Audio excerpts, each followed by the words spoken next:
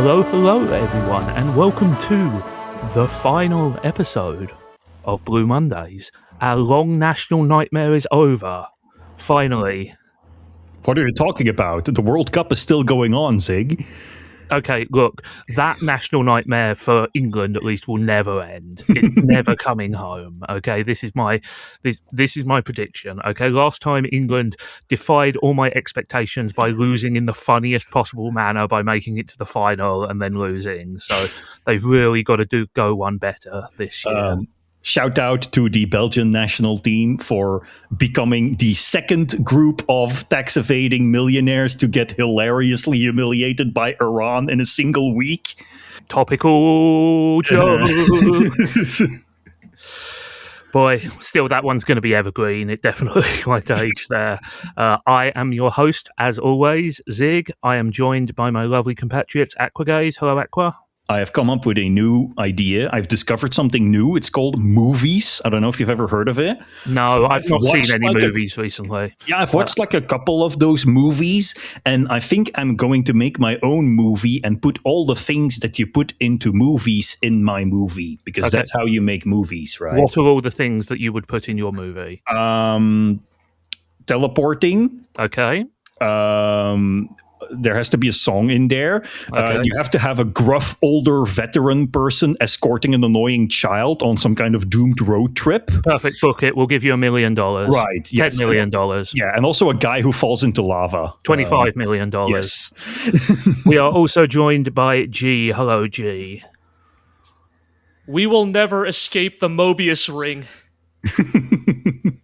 Well, our mistakes will continue to haunt us. Sins of the fathers will continue to loop forever and ever and ever. Mobius? No, we're talking about generation-defining science fiction here, G. Yes. Not weird esoteric French shit. The Eureka will continue until morale improves. A slightly different Mobius ring, but yes. This episode, we are looking at the finale? Question mark? Of the I hope so. of the Hi-Evolution trilogy. This is the confusingly titled Eureka 7 Hi-Evolution. A masterpiece of titling there. This is the third and final movie in the Hi-Evolution trilogy. This was meant to come out a couple of years after Anemone, but, you know, there was a global pandemic, so I'm not going to get too harsh on them for that. This came out in 2021, so this movie is only 5 years old, which is surprising to me because it felt like it was 1,000 years old, honestly. But, no, the thing is, like, when you want to make like a gritty, character-focused installment in a long-lasting franchise, tendency is to name it after the main character, right? Logan, Rocky Balboa. I was going to say Rocky doesn't really work. Like, no, I meant the fourth one, right? Yeah, the seventh one. Or is it the sixth? The sixth one? No, wait, yes, no, it is the seventh one. I'm getting it mixed up with Rambo, which is the fourth Rambo. I think it's the sixth one. I don't think there was a Rocky 6. There might be, yeah, I don't know, whatever. I do not claim to be an expert on the filmography of Sylvester Stallone. I'm more of a Frank Stallone guy myself. I've seen the Italian Stallion. Yes. But yes, you know, this movie is really something, let's say. It's the best one of the three by far? Yes. You could in fact say that. In fact, that is a stance that I think I broadly occupy as well, is that... I think I disagree, but it's not like a hard disagree. Like, I can totally see why you would feel that way. It was not infuriating like the first one, nor was it horribly boring like the second one. Like, it was a movie with a story. Yes, I would say... I will give you it is the most straightforward of This is the only of the Hi-Evolution movies that did not make me mad while watching it. Yeah. Mostly just confused and baffled, but that is a distinctly more positive emotion than mad, I suppose. Well, let's see if we can change that, shall we? So my notes for this movie are even more incoherent than my notes for the previous couple of movies have been. So what you're saying is you wrote it? No, they're not that incoherent. But I admit that, like, the opening of this movie is incredibly baffling to Oh, me. yes. Like I had no idea what was going on for like the first 10, 15. Oh, yeah. Same. Yeah. Of The Like, first 15 minutes of this movie are so bad you don't even know who the good guys and who the bad guys are. Like, Yeah. it's just a It's- bunch of people shooting at each other. it takes, like, despite the fact that, like, I rewatched the opening 10 minutes after finishing the movie, and I went, oh, yes, I suppose this is self-evident.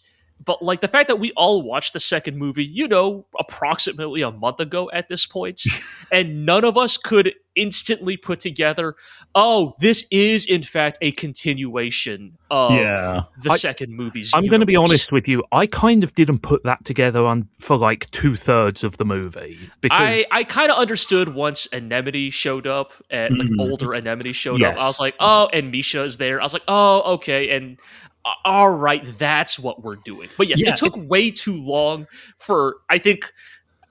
Look, I don't mind a movie being a little. Look, as a Tomino patriot, I understand that sometimes confusion is a part of the experience, but that's your story and you're sticking to it. I don't think it should take you this long to figure out that this is, in fact, a chronological sequel to the previous movie. I think part of that is as well because we are so used to them just like chopping and changing entire realities at this point. Right. And like also this movie opens in the same way that the others did with a blitz of unfamiliar techno-babble bullshit and like a whole bunch of phrases that have not been established or even laid down at all, that it's very easy to pretend or to assume that we are just in another reality altogether again, right?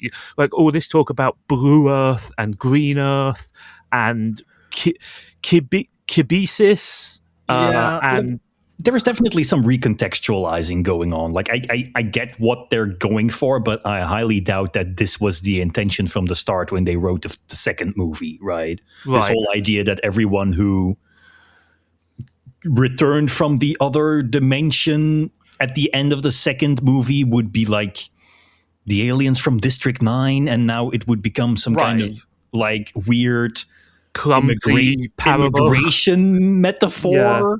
Like, so to be clear, what you eventually gather is that effectively the reality we are in now is a reality where the second movie continuity merged with the first movie continuity, kind of. Yes. I mean, I will say that like this movie does not explain or justify any of the stuff from movies 1 or 2. It is not sort of the key to unlocking the secret of the story. There are still huge plot holes you could drive a bus through. Like, totally. I think what they tried to go for is that I think Green Earth. Right? Green Earth is movie 1. Movie 1 universe, yes. Green Earth is one of the factions from the hit handheld series Advance Wars. Yeah. Where oh, you mean Famicom Wars? And now they've done a Xenoblade, kind of like a little bit, yeah. You took the world from the first movie, you took the world from the second movie, and now we've merged them into one. Right, yeah, which is confusing because the world from the first movie is almost but not entirely quite like and also it bears repeating the most important thing that has happened in the story of this trilogy, which is that Eureka killed Renton, happened off screen. Yep. It only happened in flashback, which that's a creative choice, all right. The thing is, like, when you write a multiverse story like this, right, the idea is at least that you create an alternate universe that then interacts or is contradicted with the main universe. Except in the High Evolution movies, the main universe, which exists in this multiverse, as does the universe of the Pocket Full of Rainbows, it barely factors into this. So that's what makes it confusing, right? You get the feeling that we are dealing with a Eureka who came from the show's main universe into this parallel universe, but she comes from a third universe, which is also the first movie's universe. It kind of doesn't just fly in the face of conventional narrative, but also in the face of other similar stories that deal with this kind of meta commentary, like with, for example, something like a Final Fantasy VII remake, right? Where you have like the remake universe contrasted with the original universe. But here, they're just making a bunch of stuff up as they go. Yeah, and, after seeing this movie, I am convinced more than ever is that the reason they created a parallel timeline that is almost but not quite entirely like the show in movie one is because they knew that people would be furious if they relegated the TV show into kind of like saying, "Oh, this is a disposable alternate universe that doesn't matter." I continue. Obviously, I want to approach Eureka 7, the High Evolution trilogy, as a bespoke story, but I also constantly approach these movies with the thought in my head of this is Tomoki Kyoto wrangling with his feelings about Eureka 7 and his feelings about what the real Eureka 7 could or should have been. And so I would never call this movie reconciliatory, but I do think this movie is perhaps in some way Kyoto's muddled attempt to synthesize his vision of Eureka 7 with the version of Eureka 7 that is obviously much more beloved and recognized. And now, whether that succeeds or not is the thing I think we will be talking about in this podcast. But I think that is the attempt he is making. But I think to Aqua's point, like, even if you try to approach this from a, it's a story about stories, that still doesn't make it coherent, I think my interpretation is even more cynical. I don't think there's even an attempt to deliver some kind of meta commentary here. I think it's more like the writers. I don't want to point blame at Tomoki Kyoto because I know writing in anime is some very complex kind of thing. For what it's worth, as I mentioned last time, there is no Daeres on this movie. Yeah. The credited writers are Kyoda and also Yuichi Nomura, who was a staple writer for the TV show. He wrote about 10 episodes. Right. So I think the idea here is more like the writers got sort of lost in their own bullshit. Well, in their own like sort of is-ought kind of interpretations of certain characters. Like it's like their idea is like, oh, I want a movie where Eureka is a grizzled badass, and I want a movie where Anemone is a Genki girl, and I want a movie where Dewey is Sephiroth. And now, how can we justify that? and the answer is we can't. Yeah, and that's kind of what they came up with, right? Like for Eureka to become punished Venom Eureka, Renton has to die, but then of course we can't have Renton die in the universe of the actual show, so we make a mirror universe, and then we also want Eureka. We also want Anemone to be different, so we have to create another parallel universe, and then it just spins off into something that, let's reiterate this one more time, just isn't Eureka 7 anymore. Right, like this is so far removed from. Like, here's the thing: like in a vacuum, you guys are going to have to put up with the fact that I am a mecha fan, and so there are things in a vacuum I actually quite like about this movie on a technical and presentational level. There are things I like about it. Oh yeah, I think from that regard, this movie is like a home run. Like there's a lot of like cool sci-fi imagery. This movie is like really pretty, and not in necessarily the same overblown way that I sometimes took issue with in like other parts of the previous movies, but I'll get into overall, that. This is a more,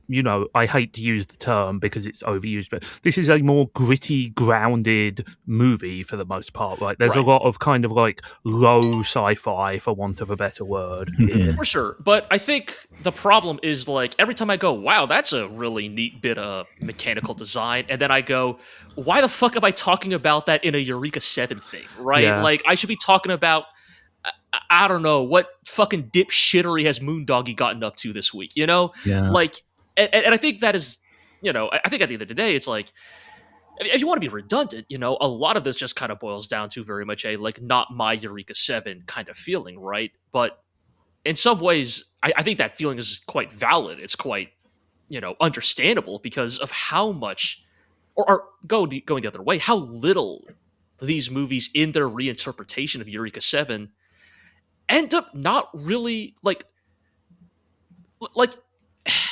engaging with the substance of the show. right. Like in some ways, these movies are so far removed from the original Eureka 7, you could almost even begin to ask, what is High Evolution trying to even say about the original Eureka 7? And so, Aqua, I'm going to come in with a take even more cynical than your take, I think, which is, this is Kyoda's attempt to unify and sort of reach out a hand to the other parts of the Eureka 7 mythology, right?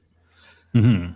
And it's his attempt to say, you guys belong in the tree below this story. I am telling the big story, the story about multiple worlds, multiple timelines, and all of your little TV shows and other movies, even though he also made those, obviously, here's the are thing, like Zigg. lesser below my opus. I actually do probably agree with you. This is why I use the term synthesis and not reconciliation, right? Yes. Like, I do not think Kyoda is trying to extend an open hand to the Eureka 7s of the past.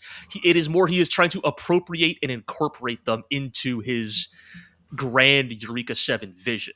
Or even more cynically, he is reappropriating elements of Eureka 7 because he knows those are popular and have established fans. Oh, yes. Inserting them into his original sci-fi story. There are some cheap pops in this movie that nonetheless still get me because they did the thing, Yeah. I mean, and I think, I don't want to get too bogged down in this before we've even started the movie, but yes, a lot of the problems we have had with all of these movies is that they appropriate the imagery of Eureka 7 without engaging with the substance of the characters of the stories. But, there's just so much stuff in this opening. There is weird. I've worked out what Stretch Armstrong Nervash reminds me of. It reminds me of Long Mario from Super Mario Maker. I mean, speaking of Mario, like the thing that's like, this is New Donk City, right? That's what makes it weird. You have like Eureka 7 characters, like what is essentially the real world, like near future, almost cyberpunky, gritty real world, and it looks like Mario walking around in New Donk City with like regular-sized people. Except that was played for comedy, and this like half this movie is just Eureka's European road trip, right? Yeah. And it's like not just European, like in Germany, the most like now clinical country in the world. Look, man, she lands in Austria and then moves to Germany. Nothing bad has ever happened from that sequence of events. Okay, but, I just thought if we want to start getting into the movie itself, right? Like, I was just going to say, I've just got to shout out alongside Long Mario Navash, we also have the only note I have here says Greninja Navash. I don't. Yeah. So yes, let's get into this. Right, this opening sequence here, right, where we are basically shown the aftermath of movie 2, which is movie 2 ends with Long Nervash emerging from the egg, right? And everyone it's sort of hates Shinji now because he caused the 4th impact, right? And what we see in this follow-up movie is that basically the scub coral menace did not go away, right? And instead we get this sort of montage of, as you said, the merging of the two worlds, now known as Blue Earth and Green Earth, the sort of final great conflict with the red ribbony scub coral, who fights against both Long Nervash and, as you said, Greninja Nervash, this sort of blue, lanky Ava-looking thing that we find out is piloted by the Super Six, the weirdly prominent all-girl idol group pilot. There has squad. to have been a spin-off manga or a net anime or something, right? I don't know, man. There's why you would make these characters so important. Yes. Industry planned mecha pilots. I know, no, it kind of is, right? But yes, and just you get your fake Evangelion, side of the mountain getting blown up by a laser shot. Yep. And basically the idea is that Long Nervash and the scub coral are sort of sealed together, right? They are sort of imprisoned in ice, put into deep into cold storage. And Terminal Dogma, and yes, Terminal Dogma is constructed around them, Yes. and the eventual plan is to just shoot the whole motherfucking thing into space where it won't be a problem. It's like that one episode of Futurama where Earth shoots all of its garbage into space, and that will solve the problem and never come back to haunt us ever. Yes.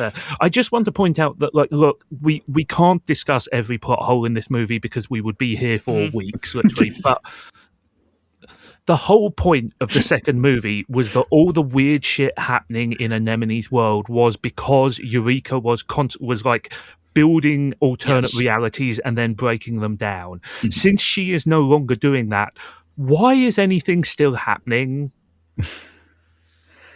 Because we are locked in perpetual conflict with the Scub Coral. I mean, I guess you could make some sort of, like, if I were a comic book writer, I would say, oh, Eureka's meddling weakened the walls of reality, and now whatever, Eureka punched the walls of reality. Too hard, and then now a bunch of retcons have happened. But again, just like the very basic premise of the things that are happening in this movie doesn't make a great deal of sense. That's kind of a problem. And I think that's why it took us so long to even clock that, this is a direct sequel to Anemone. Yes. And we won't get into it. I will say there's a space elevator. Space elevators are cool. I like space elevators. I've heard that there is a mecha show with a space elevator in it that is actually spectacularly bad, but still better than this.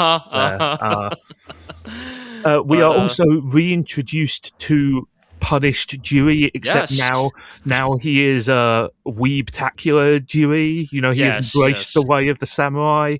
He has got Maximilian Pegasus's Millennium Eye. Yeah, while you were piloting mechas, I studied the blade. I was so... This was so weird that I did not stop laughing at it whenever he showed up. He is even more literally Sephiroth now. He shows up to vaguely gloat at the heroes. Yeah. Like it's so goofy, and to the point where I almost have to believe. And I think the montage in the middle of this movie that we'll talk about when we get there support my theory. Comical montage. Well, I think it supports my theory that Dewey is almost meant to be a little comical in this movie, right? Like, in some ways, this version of Dewey is the version of Dewey with all the subtext removed, right? It is the biggest, bluntest, flattest version of Dewey we have ever seen, right? Dewey the plot device. Not even Dewey the dictator, not Dewey, the petty little man, just fucking, like, in some ways, the most flanderized version of Dewey we have ever seen. And the thing is, I think, if you wanted to counter-argument, you would say in the TV show, the ultimate end of Dewey is also that he is just like a raw nihilist with nothing except a desire to tear down all of reality. But the difference is it took us 50 episodes of character development to get there. The whole point of Dewey's character was to strip away the layers of... and see him going from the hyper-competent guy who'll fix it to just a glibbering idiot who is just spouting complete nonsense because of his personal petty grievances. I mean, everything about the presentation here is so out of step with everything else in the movie, The ridiculous, traditional Japanese getup, the magic earrings, the sword that shoots energy beams, the ability to teleport and just show up at the worst possible time. Well, this is what I mean when I almost say that this is less Dewey the man and more Gestalt conceptualization of Dewey, because okay, we're not going to get into AO, but people in the Eureka 7 universe are broadly just kind of people, right? They don't, they're not that particularly super powered or resilient, as we see multiple times in Eureka 7. A dude getting shot is just going to fall over like a dude getting shot would, right? And so Dewey showing up doing fucking flash steps and bankais is I have to laugh at it. I have to assume, I have to assume it's intentionally comedic, because there's no fucking way Tomoki Kyoto's out here being man, Dewey's never been this based. If they're trying to do straight faced comedy, then the face is really straight. I will say, I think The bit where he's hit with the car is definitely. I think that's the thing. funny, There's however. that. There's like when he gets fucking domed by a grenade launcher. Like I do think there's a little bit of like this man is meant to be like absurd, like comically absurd, like still dangerous, of course, but like yes, but also like they really like Dewey was right all along. Oh, they do. Like I Because said this in the previous podcast, and this only proves my point. Right, because like, if we operate on the continued understanding from movie 2 that Dewey is Tomoki Kyoto's mouthpiece, then like in many ways, like Dewey is the like load-bearing sin of the entire High Evolution project. Like, which is impressive considering he didn't even like he appears for like 2 minutes in the first movie. Yes, I think the problem is that Dewey's argument in this movie that basically, you know, we were created by a god who didn't love us and cast us aside when she had no reason to. That's essentially correct. yeah. But also, this is a goofy, like, cartoon where, like, people are creating and destroying dimensions almost at whim. And also, like, he's a magically teleporting samurai sword. Like, I mean, don't... in a way, like, his motive is essentially the same as it is in the original show, right? Humanity has been defiled, and we need, you know, it needs to be eradicated. Yes. We must tear down heaven and earth and all that stuff there. Well, so he wants to guide humanity into collective suicide. It just doesn't work here because he doesn't have that arc of that slowly being revealed to be the rotten core.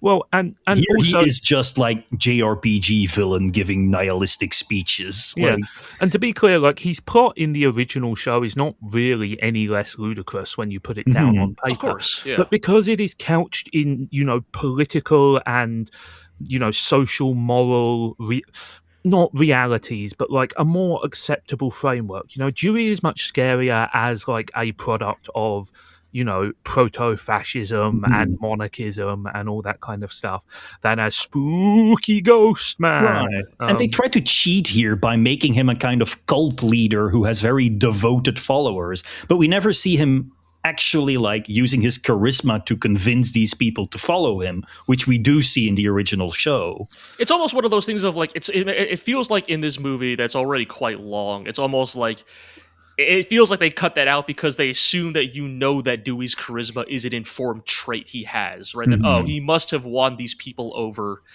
off screen, I guess. But like even if you know that, it still doesn't quite gel well because like, why are these people literally willing to die for him? Also, it took me a few scenes to realize that his attendant is like male-groomed Charles, and like that's Charles, right? What the hell is up with Charles in this movie? I know, he discovered beard oil. Yassified Charles. No, it's just like, well, without his fucking like chin dimple, I can't like, you know, it's the haircut is different. Like even his eyes are a little different. So like there are some really odd choices regarding all the Dewey stuff as well. Like part of his like, did anybody notice that there are two characters in his entourage who seemingly appear out of nowhere and get like? So do like either Rory and So do either of you recognize these two characters? You get a cookie for one, but you get a gold star if you get both. Wasn't Rory the name of like original character Do Not Steal from the manga? You are correct. Yes, you are both correct. Video game, right? You are both correct. She was one of the lead characters of the two video games, and also showed up in the manga as Fake Talho. Right. Yes.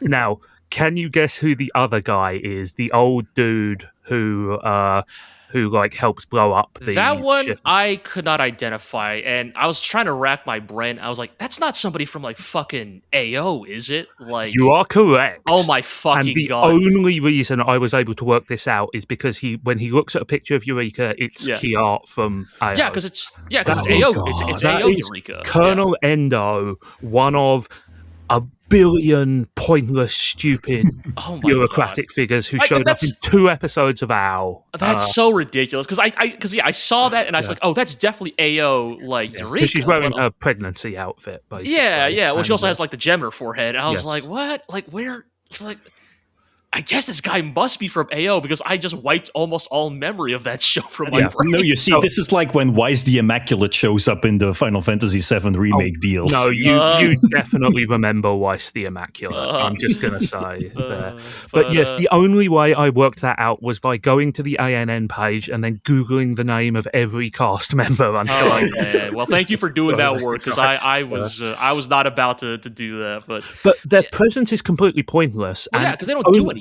Well, they like commit heroic self-sacrifice. Yeah, okay, sure. Well, okay. I mean, they're just here like every other character is here in one of these movies, so you can point at the screen and say, "Hey, it's that guy." Well, yes, that's the thing. Like, it's just egregious continuity porn window dressing. Like. Except it's not even continuity porn, because this is not the character we know. It's just someone wearing their face. Like, I was actually curious, so I kind of looked it up, and like, look, I'm not going to pretend like there's like, there are millions of furious fans of the PS2 Eureka 7 game who are incensed over the portrayal of these characters in the movie. I'm not going to say that, but I did look online, and there are people who were like, legitimately like, why did they turn like this cool character from the PS2 game into this like weird suicidal, like flunky for Dewey? Like, this but she sucks. Cries before she blows herself up.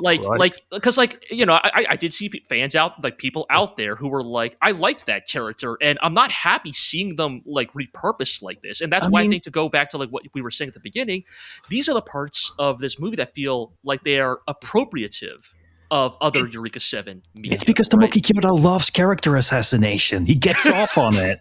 Like, I mean... Like even if you were happy to see this character again for the first time in 10 years, you're not going to be happy seeing how they're portrayed in this movie. Holland, look at how they massacred my boy. Well, you're not happy that Holland fight. Well, we'll get to Holland. Yeah. We'll get to Holland. Let's try to like get back. So let's talk about something a little positive for change. Right. G, talk to me about these new mechas who show up on base jabbers. We cut to New York City, where some weird choral shit is happening once again. And the latest Nick celebration has gotten really out of control. Out of hand, and so we got to send in the Super Six to deal with it, right? And they show up in... Like, this is giant not suits of Space Marine armor. This is not the point of the movie. To be clear, like what I'm about to say should be taken as like in a vacuum, right? This is not very few things in this movie are the point of the movie. This is not indicative of this movie as a whole. The SCT Verathragna, which is the name of these mechs that the Super Six are piloting. Oh, so is Verathragna the model name, not just Eureka's one? No, they're all Verathragna, though hers is the SCT A7A Verathragna. I believe these are the SCT prototype. Mass production Verathragna.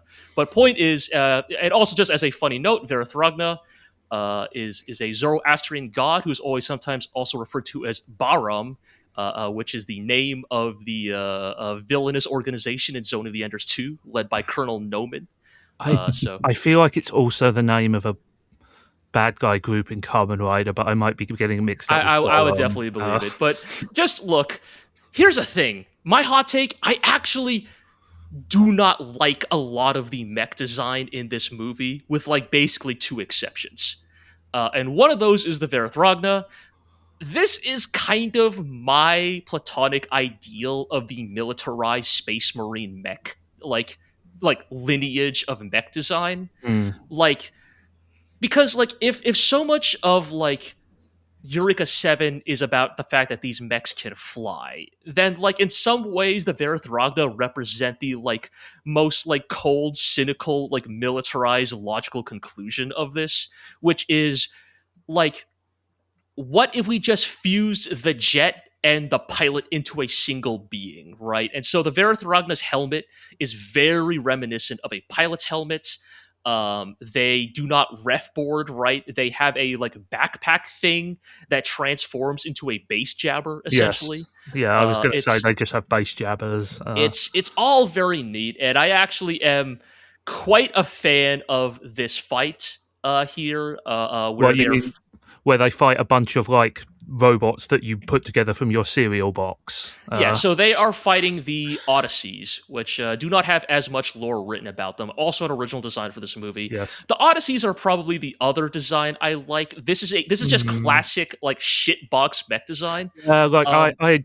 I see where you're coming from, but I just thought that they were super ugly, to be honest. So the thing is, I mean, they are ugly. They're kind of hideous, right? But they're hideous in a very like functional way, which is like, okay, what would like a really bad mech look like in the Eureka 7 universe? And it's like, oh, this thing doesn't even have legs to ride a board with. Its bottom half is just the board, right? It's basically a flying gun tank, right? Like for listeners, like imagine like sorry to interrupt you, G. I kind of thought that it like perhaps they were trying to evoke Holland's weird combat backpack from Goodnight Sleep Tight Young Lovers, it's where kind of doing that because that kind of turned his mech into a big box as well. Yes.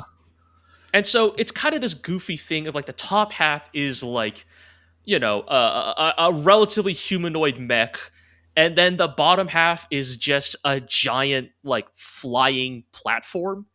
And the way like it sits on the flying platform is at the very front of it, so it kind of has this like very like kind of weird flying centaur like sort of configuration, and like they mount weapons on the back of the flying platform. It's very like it is a very ugly design, but it's in utilitarian, a way it feels right? Like, very utilitarian, very like in some ways it almost feels like if Nervash appeared in real life tomorrow and modern society with modern technology had to try to reverse engineer it from first principles, the Odyssey is kind of what I imagine it would look like. Anyways, yeah, so I do like these mechs and their designs, but of course, like, you know, the caveat to all this is these mechs are like the least Eureka 7 looking things ever. Like, you know what I mean? This is some Votom's ass shit. Right? Yeah, and like that's why I like it. But also it's like, you know, it doesn't feel Eureka 7, really, you know? And so this is a very neat fight, I will say. I do like a good like nighttime dogfight where the beams are illuminating the night. I think the Verithragna are cool looking designs. I love this kind of just like, you know, high-speed dogfighting approach to mech fighting that we'll also see in another 10 minutes here. Yeah. But like, you know, I was going to make a joke about how you can tell it's the 2020s now because this scene is way too dark, but yeah, you know, it is fine as a one-off creative choice. You know, like not all the fights look like this, so it's fine. I appreciate that they're doing it, but they are here because they're here to grab something, right? They're here to grab a MacGuffin, right? Because we get a rare, actual, appropriate use of the Fulton recovery system here as well. Yes, you are not Fultoning cows or horses or wolves or giant containers full of minerals or enemy soldiers. Instead, you are actually extracting VIPs, which is what the system was designed to do. Right, exactly, right. And so they abscond with it before Super 6 can get their hands on it, right? But we are given some indication to the strangeness that is happening in this world because all that remains is a scub manifestation that, as they say, looks like a kid's drawing. Mm. Anyway, here's Wonderwall. Yeah. Okay, just had to get that out there. Also want to point out here, we have Commander Dave Clark mentioned as well. The Dave Clark 5 were a well-known beat combo. It has a beat and you can dance to it there. We also meet Train Spotting Holland. Yeah, so it didn't really click for me while he was wearing the helmet, right? Because the helmet obscures his whole head. It wasn't until he shows up in later, like slacks, but you know, and of course can't help but notice, right, that you know Holland also sounds quite different here because of the necessary change in VA for the role. But yes, unfortunately, this is the first movie that was made since the passing of Keiji Fujiwara, who was Holland's original voice. So In this movie, he is voiced by Toshiyuki Morikawa instead. This also means Dewey was recast because Fujiwara voiced Dewey Yes. in Anemone. So in this movie, he is voiced by Koichi Yamadera. And neither of them sound anything like their original voices. They really don't. It's another thing which kind of makes Dewey sort of so separate from his original incarnation here, right? But anyway, a lot of weird stuff happens, but we learn that the thing that was being threatened was a special thing called Codename Iris there. And I can't remember, is it revealed what Iris is before we get before kind of like the next major action scene happens? No, because Iris, the character, is not revealed till but it's revealed, like we know that she is a person before we see Eureka drop in and attempt to steal her, basically, right? I think we do. Shoot, I'm trying now to recall like the order of things. I know that like the scene opens with the introduction of Anemone, right? Which yes, begins to clue to like when she introduces herself as Ishi Fuka Anemone. That is for me. That was when I went right. Oh, is this a follow up to movie 2? Right. Shoot, I'm trying to remember when exactly they start talking about Iris in this scene. But basically they are given orders to, grab that shit. Yes. Let's talk a little bit about Anemone here because she's not super important to this movie. Not super prominent in this movie, which is a bit of a shame, but also not surprising. She's... Peppy Anemone feels kind of wrong. She's not even peppy. She's just like competent. Like it is once again the sort of bizarre evolution of Anemone as a character, right? Like Anemone is functionally here a stand-in for a like Misato-like, yes, right? Mm-hmm. Older, more self-assured, mature. She's got her shit together compared to her protagonists. Exactly, right. She is the leader. She is the captain of the ship, right? She is the, she's the Misato. She's the bright Noah. Like, however you want. Two characters known for having their shit together. Look, Bright pulls it together in the end, But yes, maybe less Misato. Anyway, this sort of leads into what I'm going to say is the best scene in the entire film. As somebody who can enjoy both War is Bad and Wow Cool Robot, this is probably the best Wow Cool Robot scene in the movie. And the scene we are talking about is basically Eureka, although we quote unquote don't know it's her. Oh yeah. Who could the ironclad witch be? Yes, the ironclad witch, the cool badass name that like a 6th grader would give themselves. There. But anyway, it is an orbital drop attempt to steal Iris, who we learn is a girl who looks a lot like Eureka. Mm-hmm.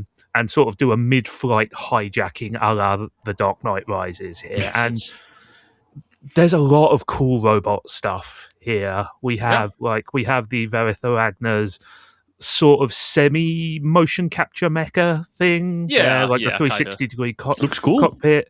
It has the ultimate super robot weapon, Funnels. And just some really, really impressive animation work, some framing work, some great sound design here as well. And just really excellent, again, I think I continue to hammer, a lot of really excellent hand-drawn mecha action. Like, this is in some ways... This movie, in some ways, unfortunately, sort of the, like, last great hurrah of, like... at least from Bones... hand-drawn mecha animation, right? Like Bones, which was once sort of famous for being, the number 2 mecha studio after Sunrise. This is kind of one of their last great efforts in this space. And to its credit, again, derived to the context of the rest of the movie, this is a really impressive sequence, right? I love the way this scene is shot, like the way it portrays sort of the high-speed dogfighting kind of nature of mech combat in this version of the Eureka 7 world. I think one of the cool bits as well is the way it sort of seamlessly combines the mecha action into the on-foot action inside the plane and then back out again. Oh yeah, it feels very like frenetic and fast. I mean, it's important because that grounds the action, right? That gives us an idea of the stakes. Like, these are not just machines destroying other machines. Like, it hammers home the point that mecha are supposed to be proxy humans, right? Yes, by showing this contrast. Absolutely. I think also what just makes the action sequences so much better in this movie compared to the last one is not just because they've completely upped the ante when it comes to directing and audiovisual design. It's also because you get the sense that there's actual stakes here. Yes, I mean, here particularly, we have a clear objective.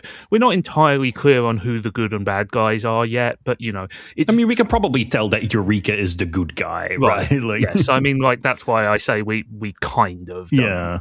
It also helps that this is a fairly, I don't want to say low key because this is still a very flashy sequence, but it is mechs fighting other mechs and an aircraft. It feels more military-like, exactly. like a SWAT operation or something. It is very much in line with the way, like the aesthetics of this movie, especially in the High Evolution trilogy.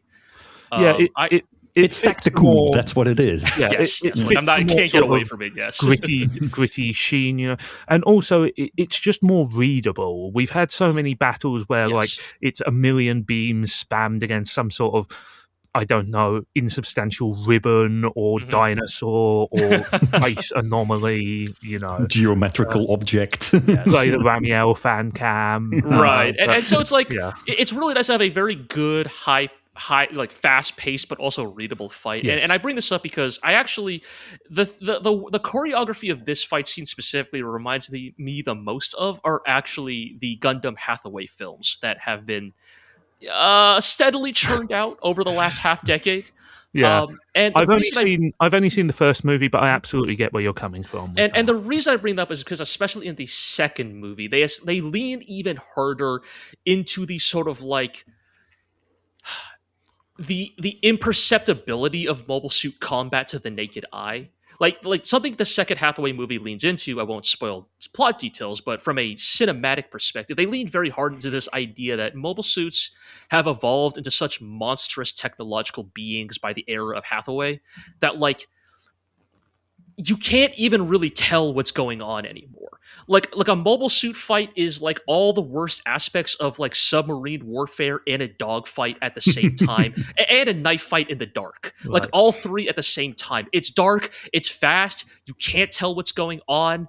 Your alerts, your radar alert is just pinging you every second, like constantly. 3,000 computers are the only thing which are keeping you upright and in the air to begin with. Exactly. And it's like it's meant to feel terrifying, but from a perspective of a viewer, it's not very readable. Like, it's intentionally not very readable, but nonetheless, that means I am looking at the screen and going, I kind of can't tell what's going on here. And I think it's a little damning, therefore, that I say that this fight seems more readable compared to a lot of the ones we've seen up to now. And so I think this fight is, like, in some ways a really good, like, in some ways, I might argue better execution of what the Hathaway movies are attempting to do with their portrayal of mech combat, where it is fast, it is dangerous, right? The way Eureka is running circles around Holland and his team, right, feels dangerous, right? Like if she were not, doing the classic mech protagonist thing of aiming to disable, not to kill, like these motherfuckers would be dead like the way Amuro does people. Yes. Like blink and you miss it and you're gone, right? And but nonetheless, it feels very comprehensible, and I do very much appreciate that. Yeah, having given out significant praise, we must, of course, counter with a bit of criticism, which is I do think this segment is dragged down quite a bit by Holland alternately gaping and narrating exactly what is happening to make sure that the audience knows every detail. Has this problem a lot. All of these movies have had like the other two. But what really bothers me here is that they feel the need to stop and explain the things that anybody with basic media literacy can pick up on, but then do not explain the much more confusing things. Yes, all the story stuff, the stuff that actually matters. Holland has to gape and look at the camera and be like, wow, she's shooting to disable. She's trying to leave all her opponents alive. It's like, yeah, dog, I can tell. Like, she cut off your arm. Like, I can. And they do it again when she kneecaps the guys inside as well. And she's like, don't worry, I didn't hit your vitals, as if bullets are, like, not a thing that, perforate the human body. Yeah. When she says it'll take about a month to heal, dude, anything that takes a month to heal has a pretty high chance of killing you, I'm going to say. Eureka Speedwagon. So it's like, why are we explaining these, but then, like, I don't know, we just gotta say one line about how, oh, dude, you got 5 earrings left, and we'll never remark on it ever again. It's the Wonderwall. The other thing here is like less explicitly a critique of this scene, and it's more kind of a critique of the premise of the movie, which is I don't really want to see like twin gun, deadly assassin, skin tight.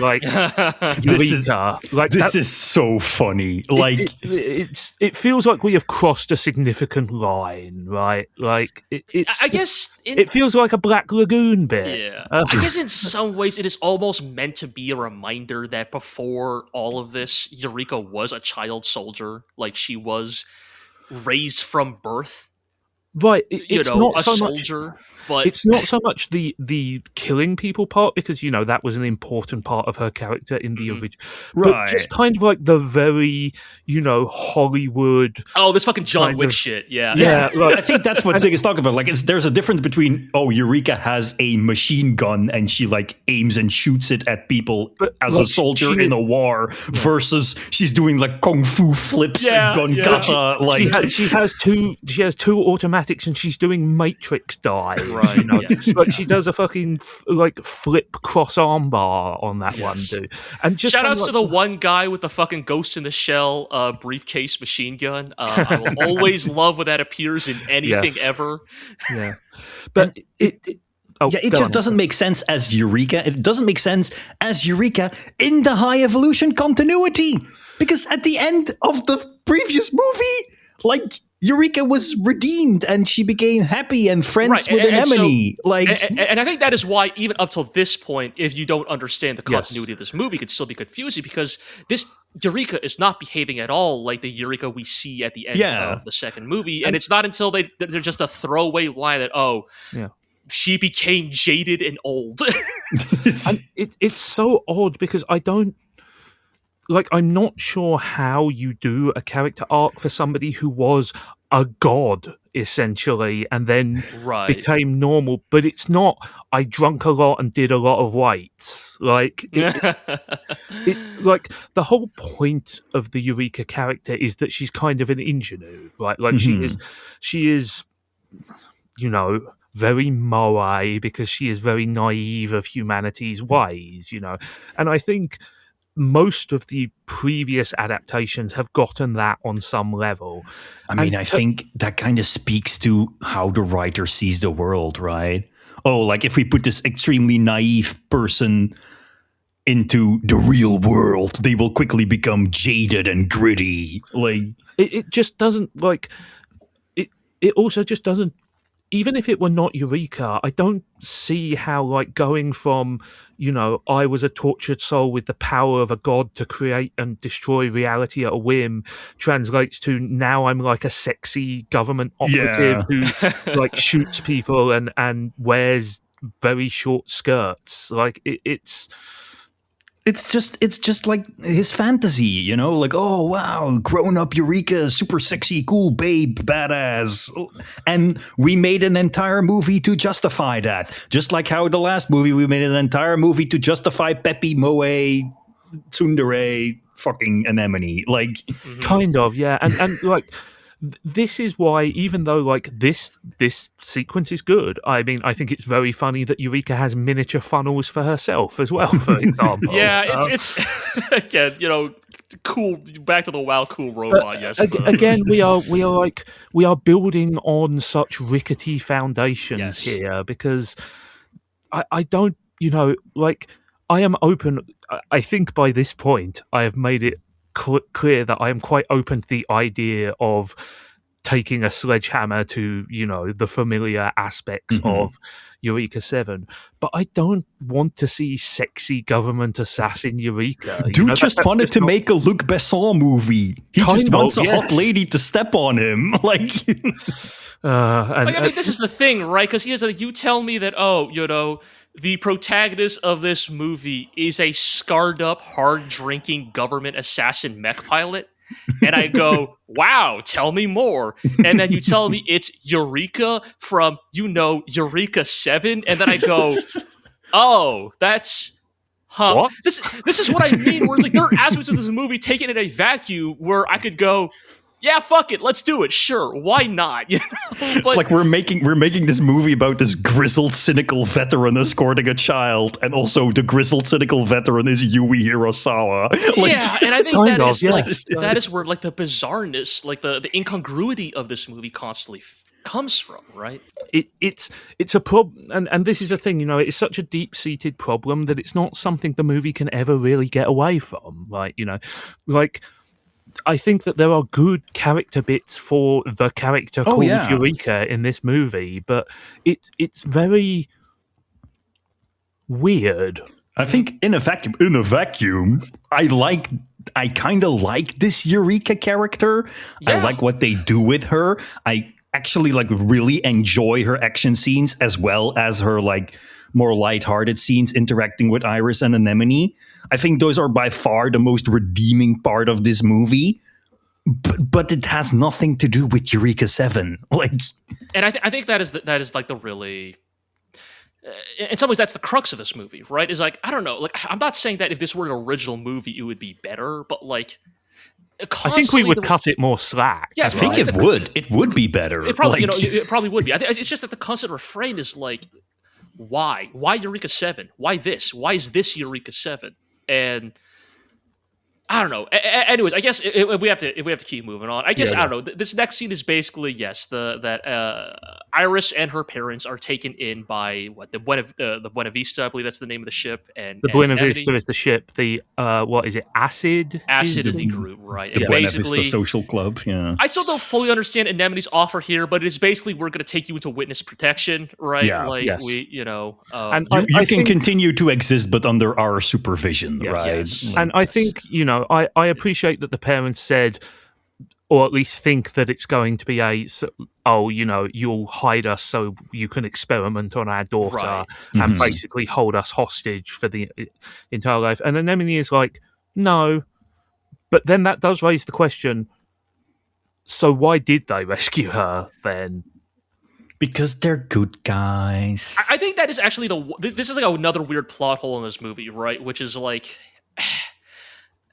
I get that because they reveal that basically Eureka has quote unquote lost her powers, right? That she has lost the ability to imagine and create new universes. Yes. She has lost the ability to manipulate the scub coral, and Iris, this new oh, go ahead. I was going to say it's because she's been separated from the silver box, something that we're definitely going to explain later. Sure, yes. Of The point is, Eureka can no longer do the things that she was doing in the second movie. And now we have a new Eureka who can seemingly do those things. Yes. And so I think, I get that is why she's important.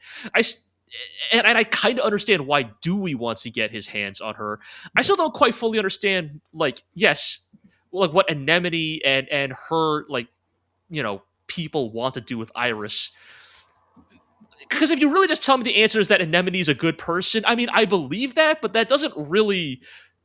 And if you tell me it's because the government is worried about Iris having the power to change reality, then I feel like most pragmatic governments would kill her instead. Right, I guess that's kind of what I think that is what the point is, right? They are trying to protect her from bad guys, and that's why they extracted her and are now trying to keep her in witness protection. They're doing it because they're good, nice people, and we can't kill the dangerous girl because she's a little girl. I mean, put it this way, the movie is not interested in explaining that aspect of it.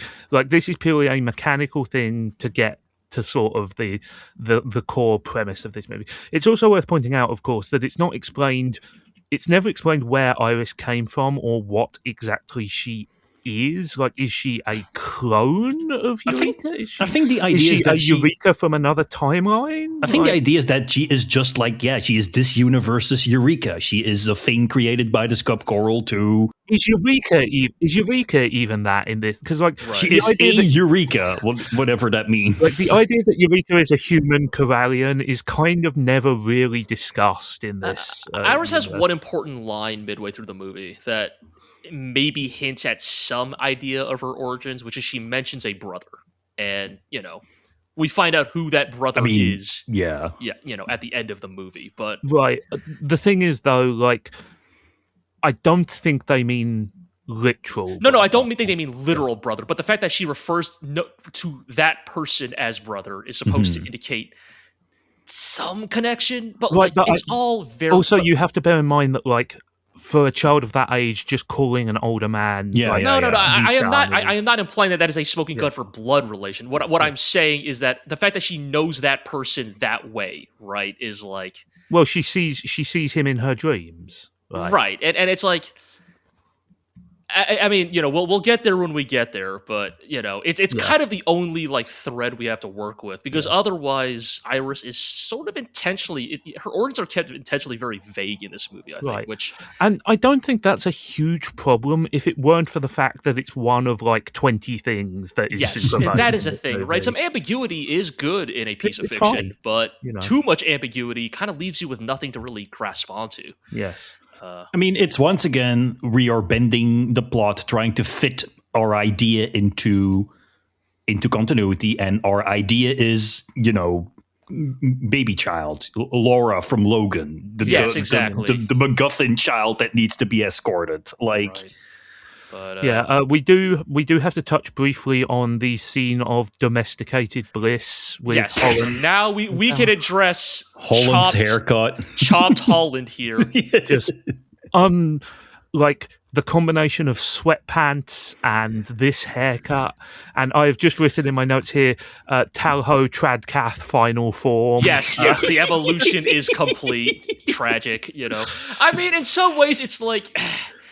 Again, this is not my Talho and Holland, but the idea that okay, there's a world where Talho and Holland can be kind of mediocre and ugly looking, but happy is almost a you know what, I'm happy for you too. You can lay in your bed with your socks on and your extremely unflattering clothes. This does lead also to a pretty good joke later, which we'll get to when we get to it. In your fucking empty house that you've just moved into, it seems like the implication with your fuckboy haircut.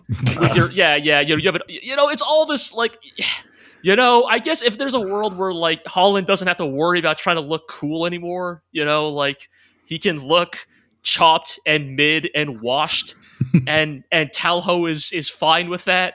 Yeah, I wanted us to talk about this scene specifically so I could mention one of my favourite moments in this movie, which is where Dewey is talking on the phone with Holland and he puts his hood up even though he's on the phone. He's on the phone. It's very and it's not even a fancy video call. He's just on the phone phone. What are you doing? Speaking of dubious looks, let's talk about dress shirt and mohawk Dr. Bear. Yeah. Wait, is that the next thing? I forget when that happens. Is that, we have a bit of stuff about how Eureka just drinks, and we get. Okay. Look, before we skip over that, I gotta point out, man, Eureka must drink like a fish in this universe, because I looked at that scene. She has a shelf with 4 levels of it. 4 levels, each one completely stocked with full bottles of liquor. She appears to just be drinking Jägermeister straight, which is fucking crazy. Very classy. You know why she has that shelf, right? Wait, what? product placement. Oh well, Have you sure. noticed, Yeah, have you noticed how much product placement in this placement movie is pretty ridiculous. out of control? Yeah. Like, I mean, also, but like half of it is like fake companies, and then sometimes there's like a real company. It's very fake companies like Bones. Yeah. and Bandai Namco, and Yes. God, the number of times the Bandai Namco logo appears in this movie. It's hard to take the big emotional scene seriously when 70% of the screen is a Mega House logo. Yes, God, but just Anyway, yes, she is drinking a lot, and all she does is drink and crunch weights. She's basically the perfect woman, am I right? Yeah, I mean, this is this is the thing, right? Like, if her name wasn't Eureka, like, you know, maybe I just say this is, in fact, the perfect rendition of Eureka. Jesus I can't believe the wokes have ruined innocent little Eureka. Look, man, it's the last episode. We're getting cancelled anyway. But so yes, please tell your friends about this podcast. This is the first point in my notes where I'm like, wait, is this Anemone and Eureka from the previous movie? This is the first time I actually thought that might be a thing. Yeah. I mean, it's not exactly clear because they were besties at the end of the movie, and now Eureka they're is still like besties? Yes, but now Eureka is grizzled. Yes. Well, it feels like the implication is that they are still close, but obviously growing older has created some distance, right? You know? I mean, they are also working together, right? And that all was growing to the ripe age of 24. Yes, I think actually before Dress Shirt Bear, I think Dewey's first attack occurs before that, right? No, we see Dress Shirt Bear on the monitor. Oh, that's right. Yes. No, but yes, there's kind of like the weird bit with Iris and her parents and Eureka here where, like, look, I don't want to generalize, but it is sort of a recurring thing in Japanese media that, like, only your blood family is your real family. Yeah. Whereas, like, I feel like in like a lot of Western media, like, the idea that somebody might be adopted and consider their adopted family their real family is, like, so non-controversial you can't even build a children's TV special around it. I suppose, to be fair, it does not seem like Iris herself ever stops loving her adopted parents. Oh, yeah. Right? It's more just like there is a little bit of like, but you see, Iris, Eureka is your real mom kind of vibes. I mean, the thing is, I think that, like, to someone who doesn't really know anything about adoption, the idea of, like, oh, an adopted child must feel so, like, alienated from their adoptive parent and must have a desire to learn about their real parents seems like a logical sort of source of friction. Sure, totally. I think it's just that it is the playbook every time. Yeah, it's lazy writing. That's what it is. Anyways, the real thing we need to shout out about this scene is the one and only appearance of Dominic and Evil Gulliver. Wrong Gulliver in this movie. I'm afraid you are incorrect. Evil Gulliver pops up a few times. Oh, does he? Okay. Yeah. Well, this is the one time this is the first time of Evil. Is Dominic there? I didn't see Dominic. Yeah, he's there in the same ad. He's like, right.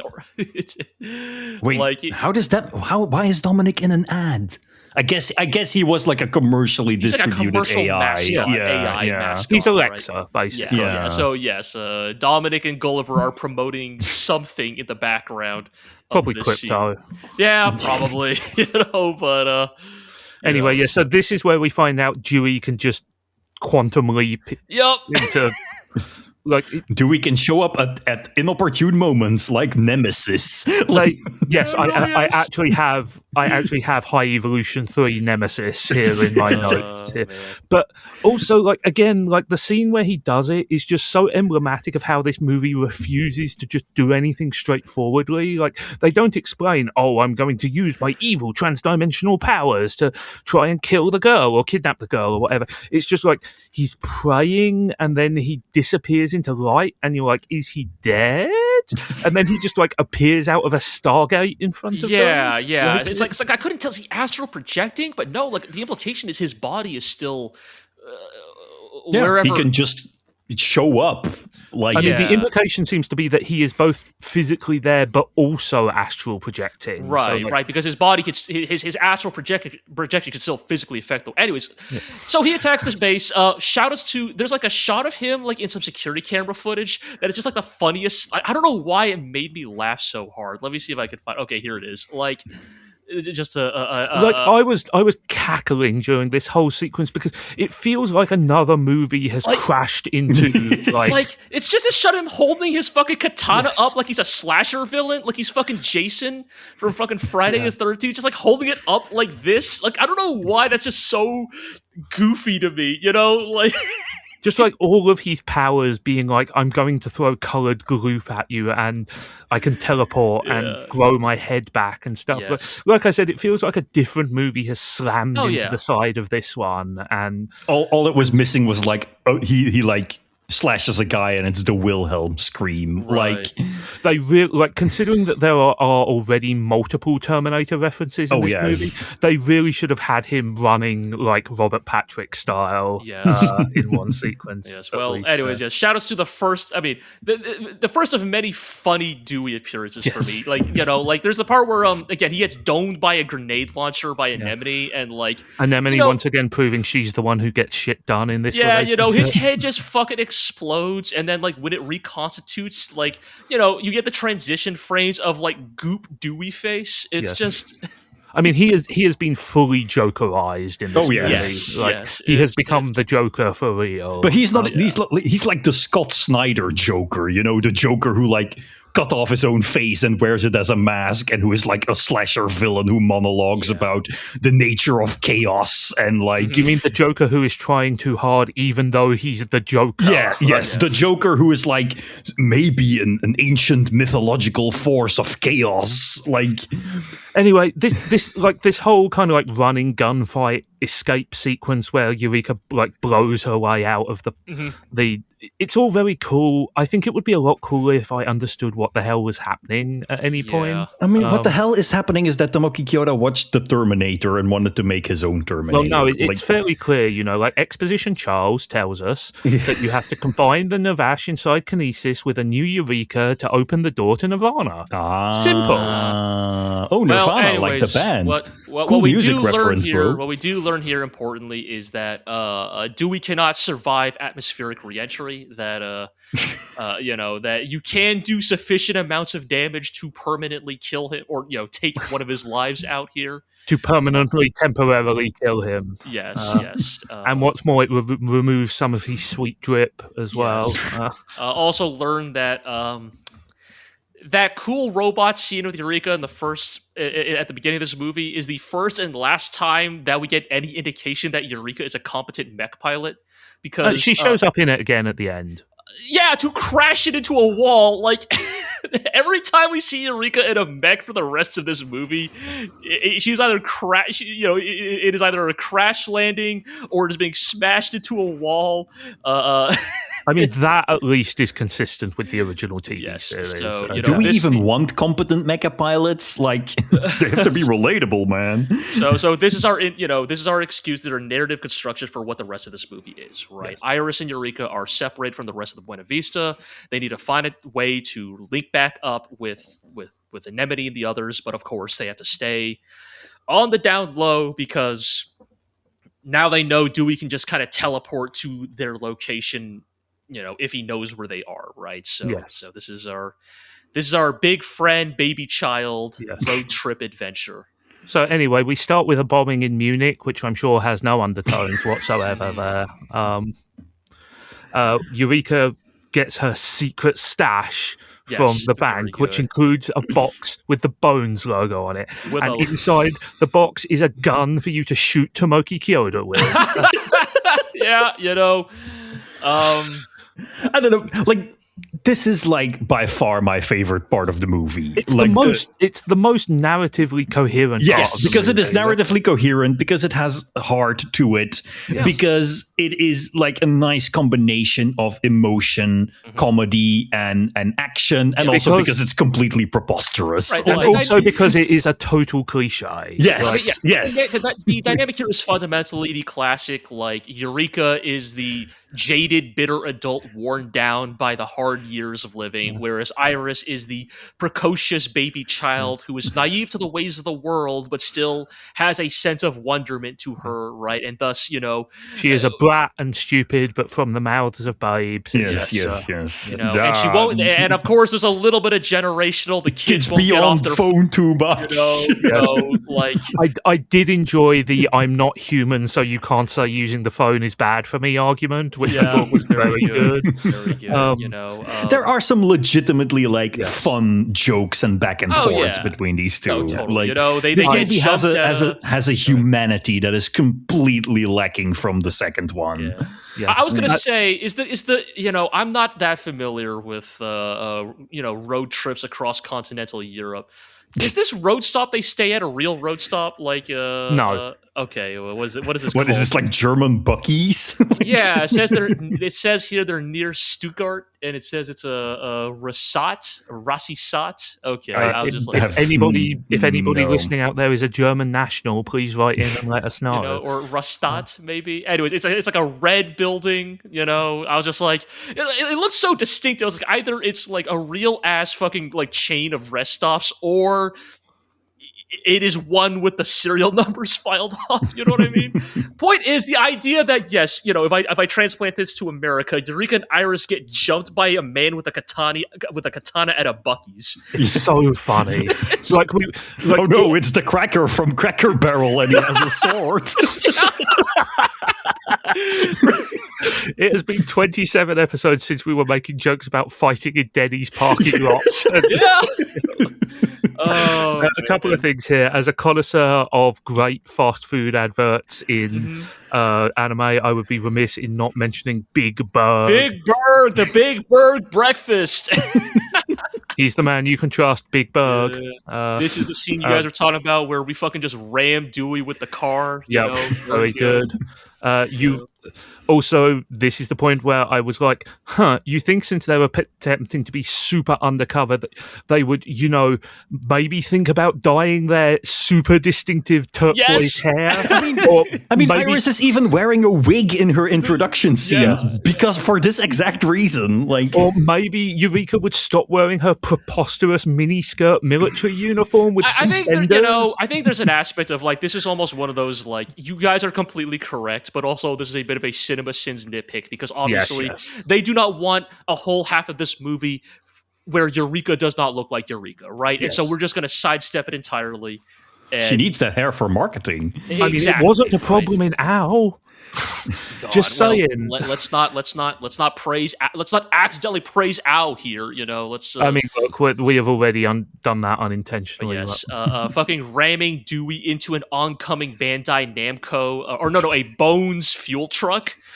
Extremely funny. And there's almost like a meta joke of the Bones trucks hit Dewey and then turn into a beautiful hand-drawn explosion.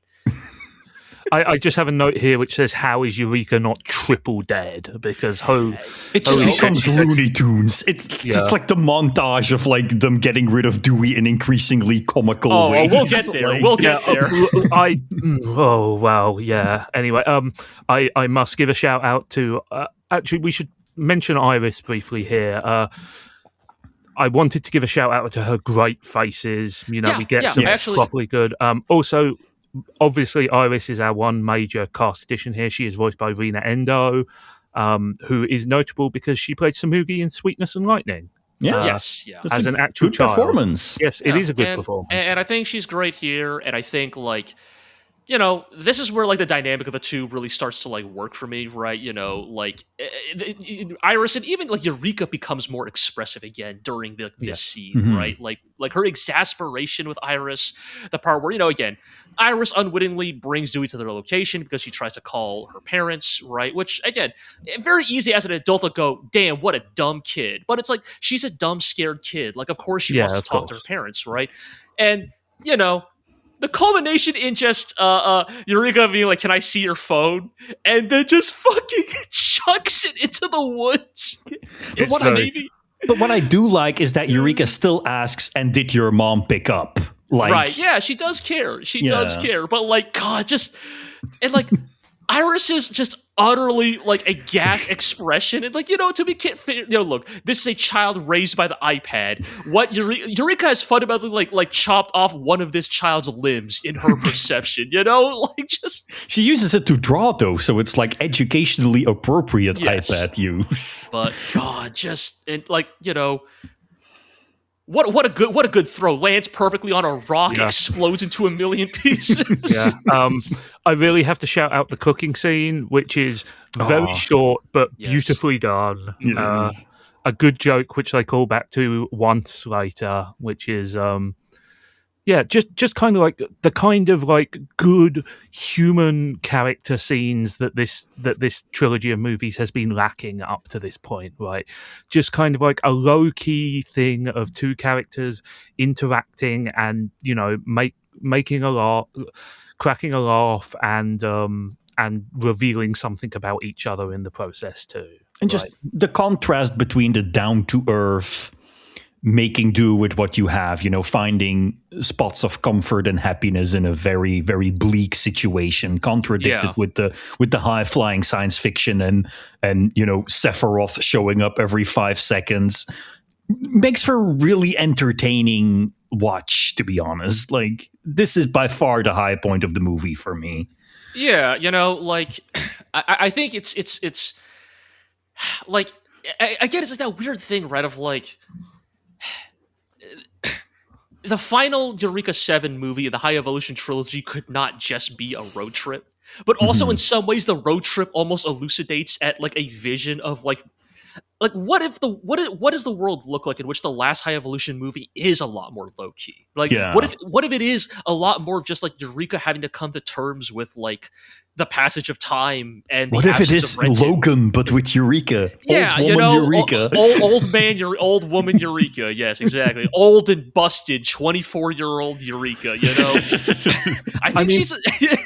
Anyways. Honestly, my biggest complaint is that this road trip is not more of the movie. Yeah, because it is yeah. by far Yeah. and away the most compelling idea and the most compelling. It's a great bit, like, and there's a lot of good stuff even in here, right? Like, yeah, is the like the anti-immigration protest in the middle? It's classic Japanese woke. Watanabe, of, is that like, you? Well, it's like Japanese woke, whereas there's an acknowledgement of a problem, but there's no commentary made whatsoever about the problem. People sure are mad about this, huh? Yeah. Which, sure, I really thought that when the fight like moved to like the underground train station, that Eureka was about to kick Dewey into an oncoming train. Very Now that would've been disappointed. cool. That is not what happened. You can't do that in Germany. There are too many like boring measures taken against that ever happening. I have to Right. give a shout out to that poorly animated background character who goes like "you," and then there's a beat, and then Dewey just blows him away. God, yeah. You have this scene here that it is the if I'm being generous, right, it is we see this character naked to see the true cost of like what their life has incurred on them, right? Punished Eureka, look in the ways her beauty has been tarnished by her hard light. It's Yes. it is what it is, right? Like, where we see that, yes, the implication is that, whatever has happened to Eureka between the second movie and now has taken its toll on her, right? That she is. Well, I mean, but also, that it also once and for all establishes that this is, the Eureka from the second movie and from the first movie in some Well, yes, regards, yes, right? exactly. And I think, this scene is very on the nose, obviously, but it's good because it opens this version of Eureka up to the character she used to be, right? And for the first time, you can kind of feel a connection between that version of the character and this version. And this is what I mean, where it's like, I hate that fucking, like, the stereotype of, like, the anime fan says, no, you see, her getting naked in this scene was important because of character development. But, like, sometimes, unfortunately, that's true. I mean, right? I'll give them some credit. This scene is not shot sexily at all. No, Not I do find overly it very titillating, funny yes, how but, like her towel falls off and she puts it on again and then she takes it off again. right, to take a bath or whatever. But yes, it's like this scene is like, it is the thing of like, yes, is this, is Eureka naked in this scene? Yes, but also is this like one of the only scenes in the entire movie you get where like some insight into Eureka's vulnerability, her sense of insecurity and fear about where her life's choices have taken her, right? Her regrets, her fears. What I do find pretty interesting, just like in the broader sense, is that the character design of this movie also isn't conventionally anime. Like, it has a lot of conventional anime traits, right? Eureka still has her blue hair, but she is drawn relatively like, she's not like super muscly, but she is relatively like stocky and chiseled. She's not a grounded take on. Yeah, she's not really like drawn as like a babe, right? She has a reasonably portioned face. She doesn't have the big googly anime eyes. I think she's definitely still read as conventionally attractive. She is drawn according to a particular ideal of beauty, but it is not the like, if you compare to like Talho in the original show, it's a very different interpretation of what makes attractive than what you normally see in anime, right? I think in general, everybody in this movie looks a little bit more realistic. Yes, their faces are smaller compared to the rest of their heads. Like, there is a different character designer in this, right? Obviously, though, Yoshida still gets a credit because he did all the original character design. But anyways, this is all a prelude to, as we said, maybe the funniest sight gag in this whole movie for me. Yes. Which is, so also, like, part of it is also the gag of, like, they keep showing the same shot of Eureka snapping a credit card in a SIM card, and throwing them out the window. But in addition to that, we are now treated to, this is better than if these were actual scenes in the movie, just a montage of them killing Dewey over and over again. The implication that like this is some sort of insane Scooby-Doo chase where Dewey keeps using up all his life. Also, one of these is a pastiche of the ending shot of Terminator 2. It's so good. Like, there's one where he's like dead in a power station. There's this one. Is the implication that they threw him into a vat of molten steel? A vat of molten steel, which you can just find in Germany in the future. The only way to kill Dewey is to throw him into a vat of molten steel. He should have flipped the bird instead of giving the thumbs up. Also, currywurst spotted, so it is in fact Germany. No, this is future Germany. There should have been a doner kebab. You're right. Bones a couple years behind on the street food meta. Anyway, we end up with them almost to Berlin, city of culture. They are on a self-driving bus, which is how you can tell this is in the future, because self-driving cars definitely don't exist yet. These buses also with the giant Honomise logo. So this is an incredibly meta joke, which I found deeply funny because so what Eureka says is, didn't that company go out of business? And Honomise was one of Bandai Namco's vanity labels, kind of like one of their premium labels. And the only reason I know this is because the original Japanese Blu-ray releases of the Eureka 7 TV shows are under that label. I will cut out the sort of the, what do you call it, the bug, the something like that, But anyway, so it is like a super meta joke on like 3 different levels there. But also, don't worry, if you didn't get the meta joke, you get to see it's lucky that the guy driving the first truck wore his evil gas mask. Also, Eero pointed this out to me because I was not 100% sure, but Eero confirmed that yes, Honomise, the company, is itself named after the Gynax film. So, multiple levels here. Yes. I think this is low-key action. Like, again, there's parts of this movie that I have to read as a comedy. That, like, you just have the montage of Dewey trying and failing multiple times to kill a woman and a child.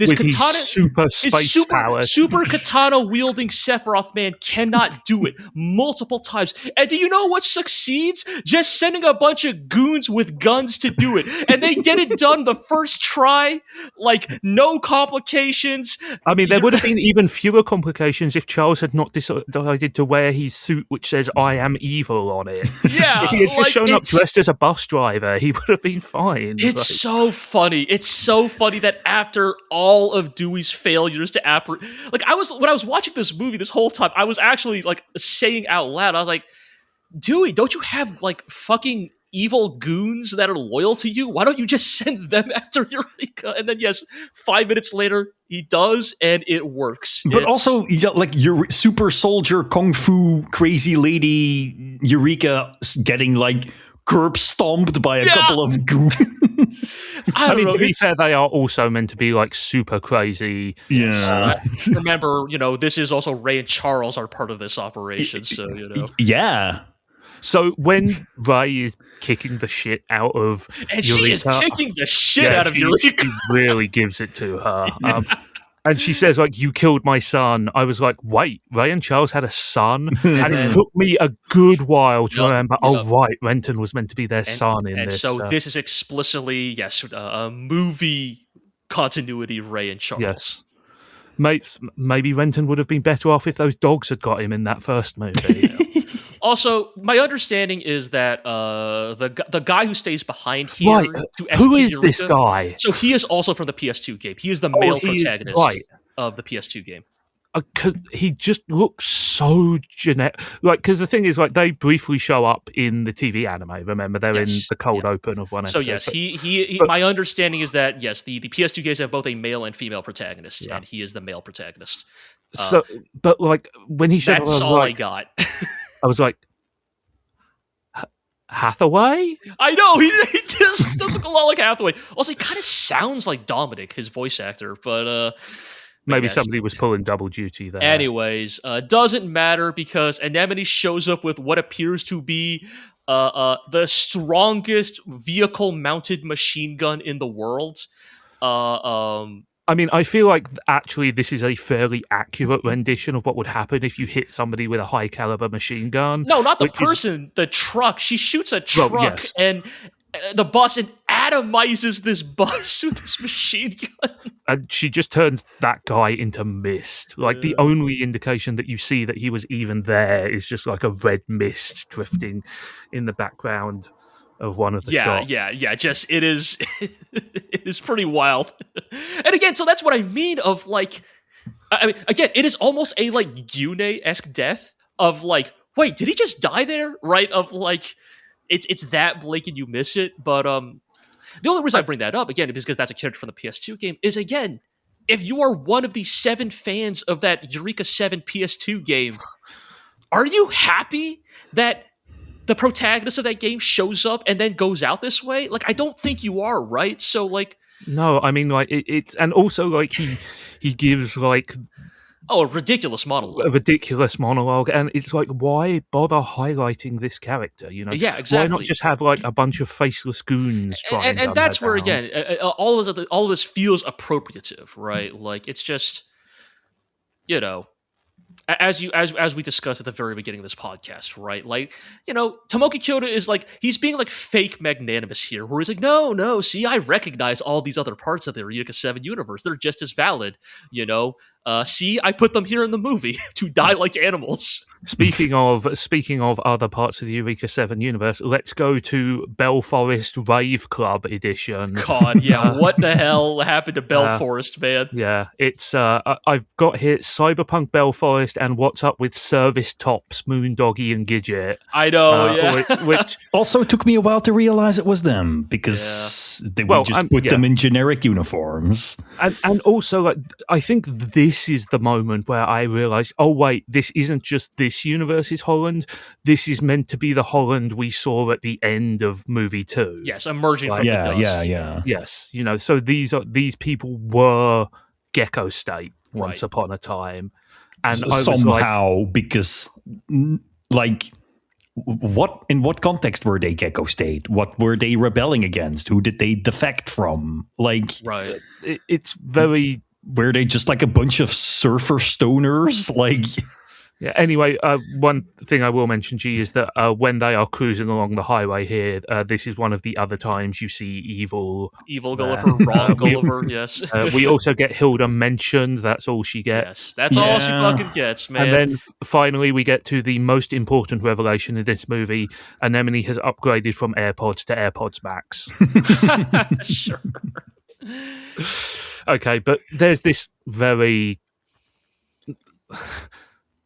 let's be charitable and say cliched scene between Yes. Anemone and Eureka. You know, you have to do it because a child drew a drawing of you. Yes. Whereas it's fine. It's functional. It's just it's maybe one of the more Ava coded scenes in this movie, right? Just I guess. two adults grousing next to some vending machines.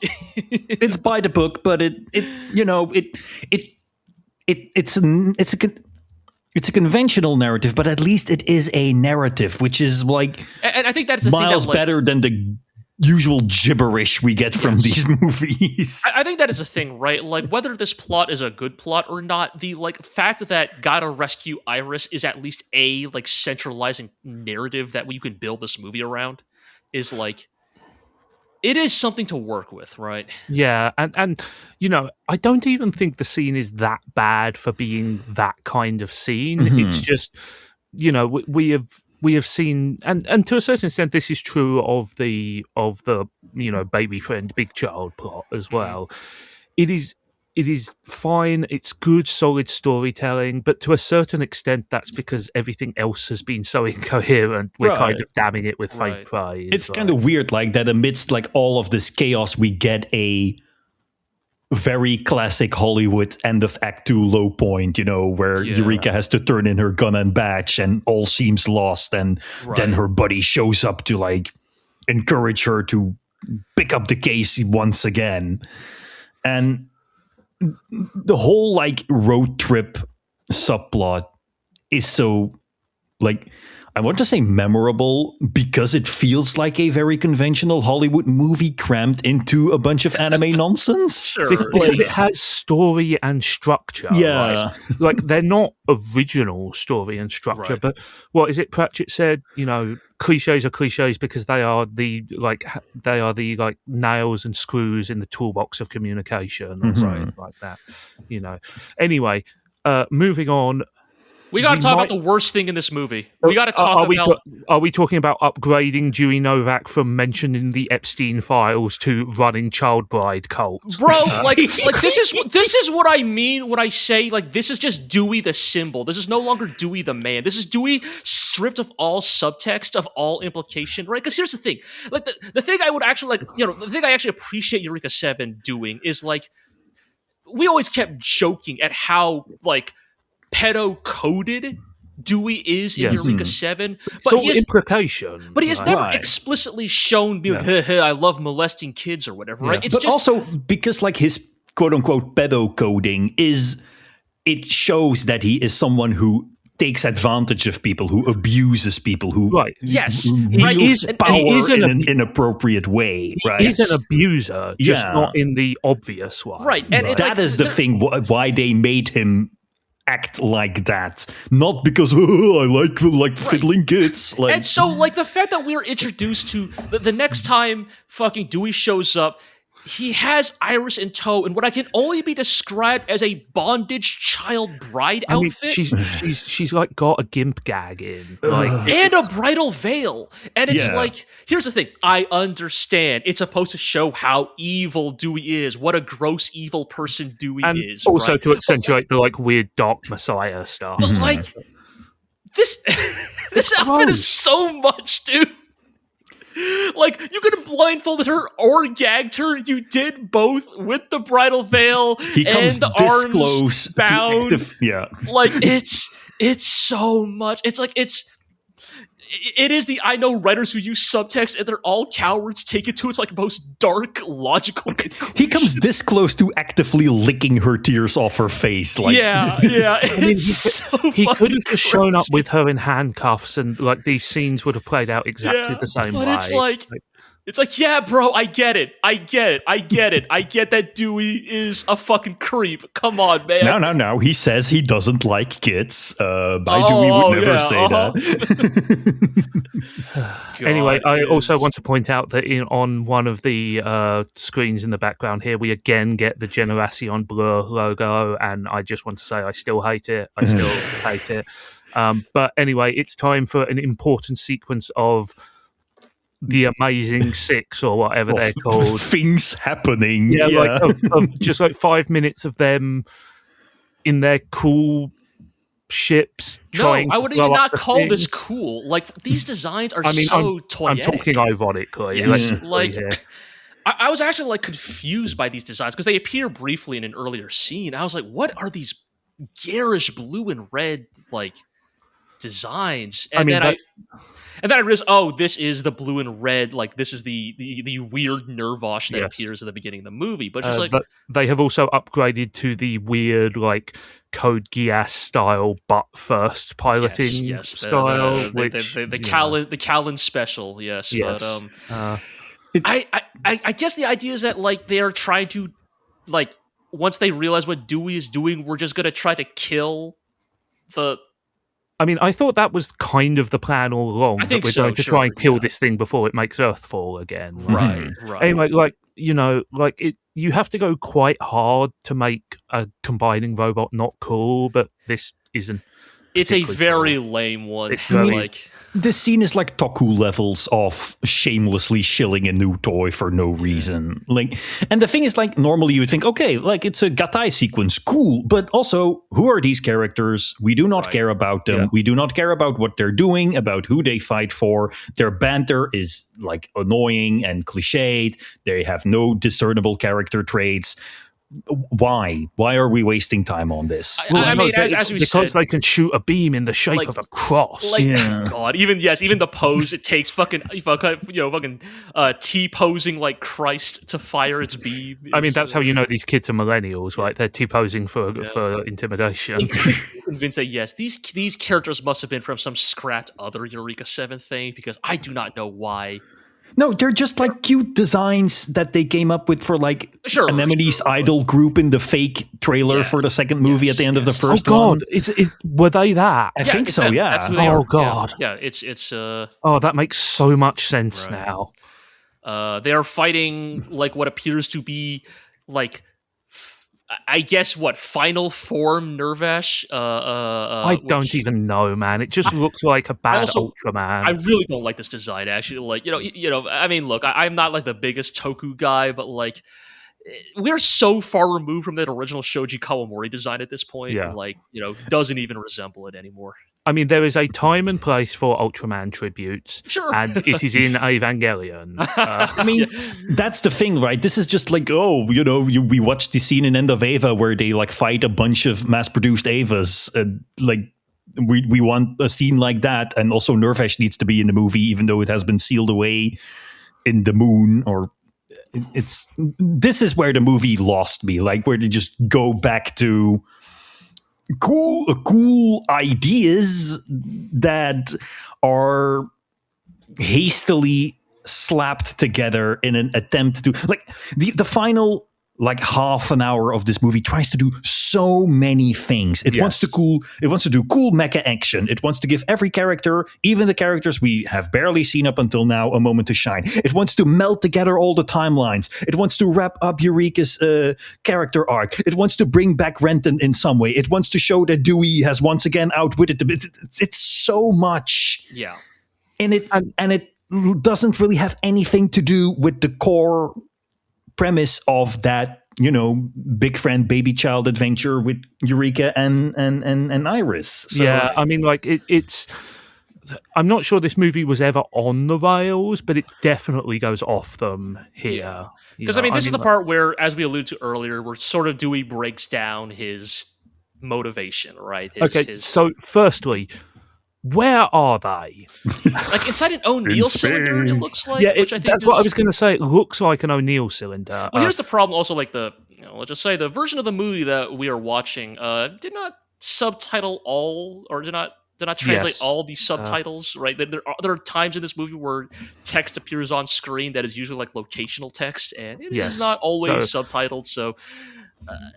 Sometimes it is a little hard to understand, where exactly we are. But also, the movie is super confused. The impression I got was that they are inside the colony ship that carried people away from Earth because from the plan, green Earth. Right, because that's the thing. They established earlier on that basically contolism has been realized once again.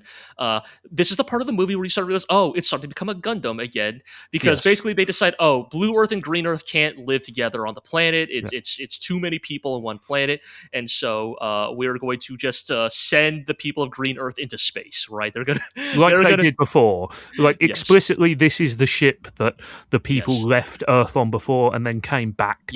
Yes. And so we're just going to put them in a space colony, which, in some ways was maybe a harbinger of things to come. Yes. There is some truly deranged dialogue here from Dewey about how he found out his universe was fake because they couldn't get beyond Jupiter. Yet another sign that it's a Gundam show. Nothing exists beyond Jupiter. Yes. And it's just sort of a lot of motive ranting of, I'm upset that it turned out my universe was created by an angsty teen girl, which honestly, is this supposed to be like Superboy Prime style meta commentary? Like, Kinda, I realize that I'm a fictional character and therefore I am not in control of my own fate, so I must destroy everything. I don't think it's quite as literal as that, but they are certainly leaning on the force. I think they are. Right. Yeah, like because again, it's if we are to take like some of this as Tomoka Kyoto's own like wrangling with the legacy of Eureka 7, like you can even read this like tantrum as like, the fans of the old show just won't fucking leave it alone, right? Like they keep complaining about feeling like they're playing second fiddle to my Eureka 7, right? Buddy, maybe you should just stop making Eureka 7. Look, sometimes when they say you got to stop posting, sometimes you need to tell a director to stop posting. Like, bro, please just stop making more Eureka 7. I will call out one funny joke here, which is when Holland is pretending to be typing, and then we see he's just got a keyboard, like a musical keyboard on screen. Yes, he's just pretending to be busy. And then Talho shows up and establishes who actually is in charge in their relationship. Yes, very good. Maybe the one and only good Talho scene in this whole movie. I mean, you've got. It's 50% of her entire scene. Yeah, because that or like laying on the bed pregnant, right? Which is like, at least she's not barefoot, but it's so like this. I can't even really describe the next bit because it's just like a swamp of weird ideas and actions. Like, so Eureka shows up to rescue Iris in a mech. She gets out of the mech for some reason. So this is what I mean. Like, what happened to the Eureka that was fucking dogfighting dudes at the beginning of this movie? She like does this big dramatic crash through the wall of the colony, and then just kind of smashes this mech straight into the floor. Like, the thing is, like, I got the feeling like this is the scene where the cool new robot shows up, right? And it's just the old robot but painted white. They forgot to make a cool new robot. I know, right? Look, man, mecha design is expensive. I will also point out that I didn't even mention we were talking about them earlier. Both the Varathragna and the Odyssey are Kunio Okawara designs, not Shoji Kawamori. Okawara, though, a very notable mech designer in his own yes. right. Always respect to, in some ways, the elder statesmen of mech design. But it's just like, if you already had Okawara on board, look, Okawara, much respect to him, one of the hardest working guys in the industry, also a man who could churn out robots in like an afternoon. Yeah, I really couldn't ask him to make a third robot for this movie. Like, on some level, like, that is part of surviving in the industry, is turning out a lot of good enough designs very fast. So fucking Eureka fruitlessly just smashes this robot into the floor. I will say, to its credit, we see what those little person-sized funnels can do. It's quite upsetting, actually. Yes. Some people die here in fairly imaginative ways. Right. We find out, in addition to all of his other powers, Dewey's a Jedi, or a Sith, perhaps more accurately. Have him do the deflect blaster fire with his samurai sword. Not only that, but he can telepathically lift people off the ground. Yeah, he has psychokinesis. Like, what are we doing? And also, like, so this is how minor this plot point is that Dewey gets psyched out when he sees that Iris is wearing a brooch that was given to her by Anemone at the beginning of this movie. Oh, yes. And this brooch, he gets psyched out because this brooch was made by Eureka in the Goodnight Sleep Tight Young Lovers timeline. The timeline where he's dead from the beginning? Like, so I have no idea why Anemone would have that, or why it would be significant. Well, this is where it gets confusing, right? Because this brooch then ends up becoming weirdly important, and also Goodnight Sleep Tight Young Lovers ends up becoming weirdly important towards the end of this movie. But like, how would Anemone have knowledge of this is the thing that gets a little like... I mean, I guess you could imply that Eureka talked about it, but also like they specifically say at some point that Eureka created over 7,000 timelines. So I think it's that, yes, something like that. So. Is the implication that because Dewey realizes that he was created by a god, that he is a fictional character, does that somehow unlock in him the ability to see every timeline and to do whatever he wants? I have psychic powers because I realize that nothing matters, so I can do whatever I want. If this is still Mad Prophet Dewey from the previous movie, then like I guess the implication is yes. Like, has he seen all the timelines? Is that what's going on here? Yeah, I think that's the implication, right? Because certainly in part 2, that seemed to be the strong implication, was that like he knew what was going to happen because he had seen, if not all timelines, he saw that we were in a multiverse, right? And but once again, not unlike another silver-haired swordsman from a meta remake thing who's a bad guy but I mean, likes the monologue. I have one of my notes here is just, God, I am so lost. Well, it's fine, because just like when your DM in your D&D campaign has lost the plot, we can always rely on old reliable. Rocks fall, everybody dies. Yes, he does it. He finally got to do it. He got to die for the children.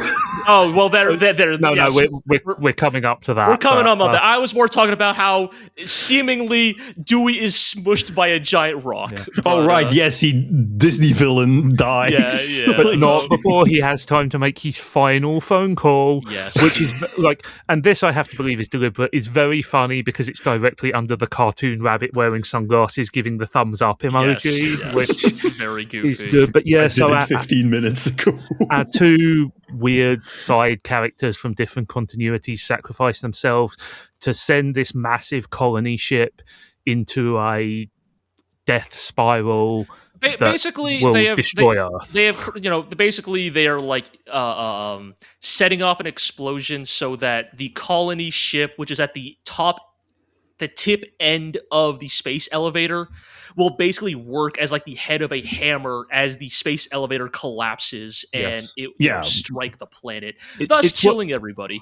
It's worth pointing out, we see the space elevator collapsing. Millions of people are probably already dead. Like, to be clear, the space elevator collapse alone would probably, at the very least, hundreds of thousands. Wipe out the huge portions of the human population. Everyone is very casual about the fact that the world is going to end. Like, they seem a little bit grumpy about it, but we're all professionals. No one's panicking here, right? I mean, they're in space. They're not going to die. Well, yes, their reaction is a little weirdly understated. But this is the part of the movie where it's like, I was like, wait, is this becoming Char's counterattack?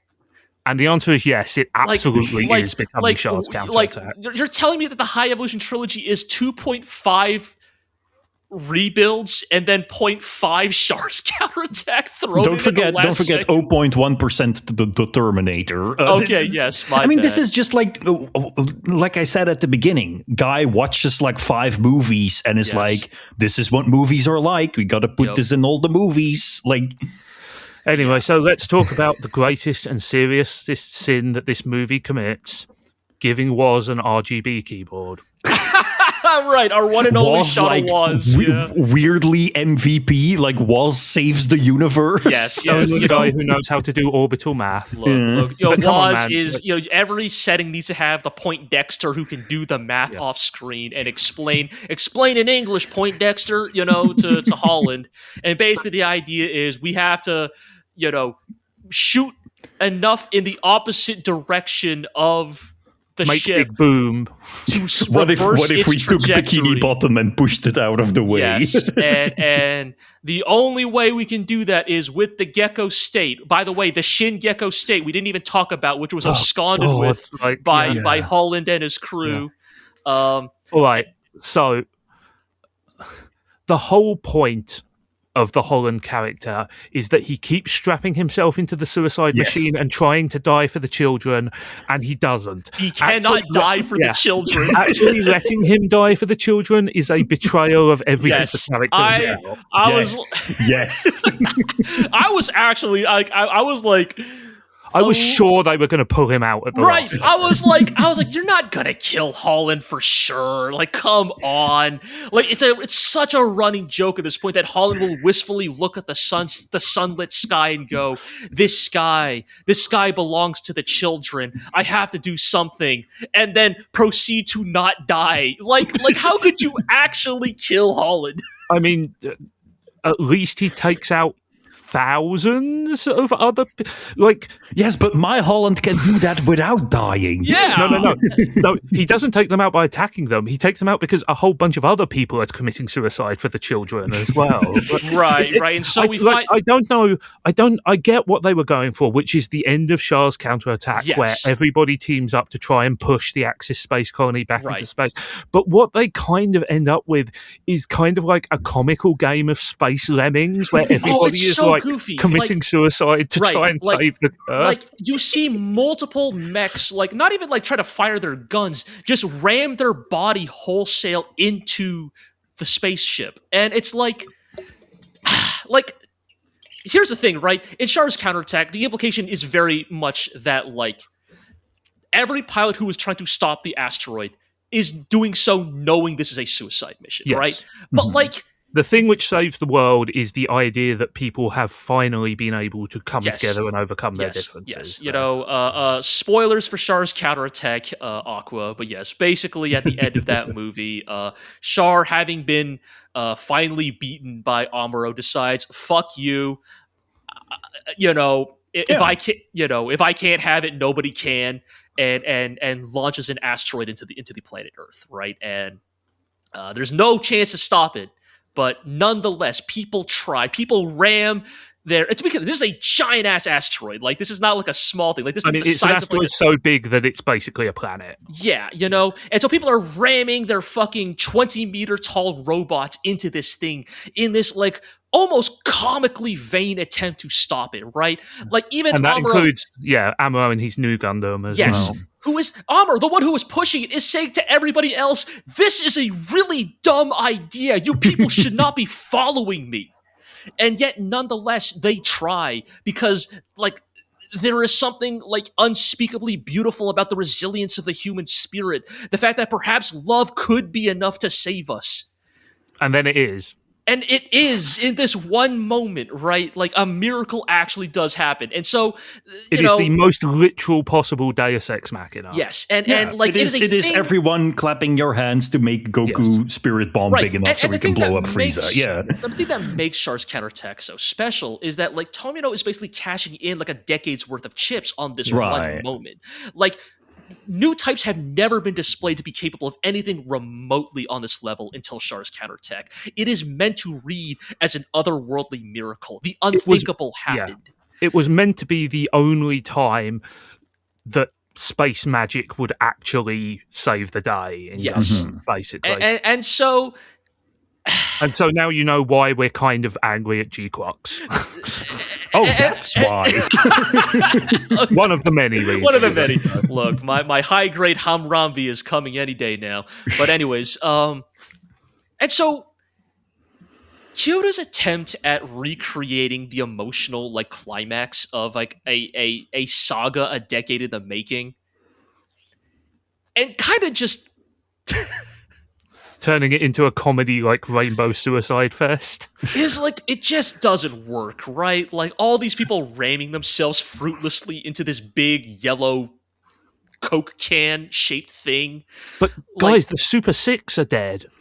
Aren't you sad that the Super Six, those super developed characters, right? And so it's all culminating in like, but you see, Holland made the difference. Holland's sacrifice. They even cut to the classic, like, Talho was walking around and looks up at the sky, being like, I felt a disturbance in the Force. You know, it's like, here's the thing. This is so sad, Alexa, play Beyond the Time. Like, look, I'm not saying you could never kill Holland. In fact, I could even argue there are certain points in Eureka 7 where you could even almost argue to me this could have been the time that Holland finally dies for real. Yeah, like that one time when he gets like blown the fuck up and miraculously survives when they are like moving to the... God, I forgot what it's called, to the core. They're leaving the Voodoo Actual. Like, yeah. Because you did not kill him during all those other more fitting moments, killing him here for this one...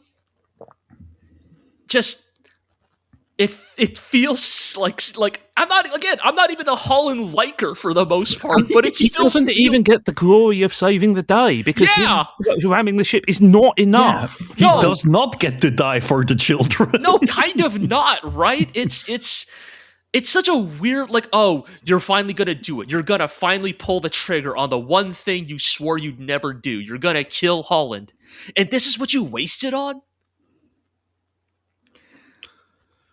Anyway, there's a massive Deus Ex Machina. Iris does it. Yeah. Yes. Yeah.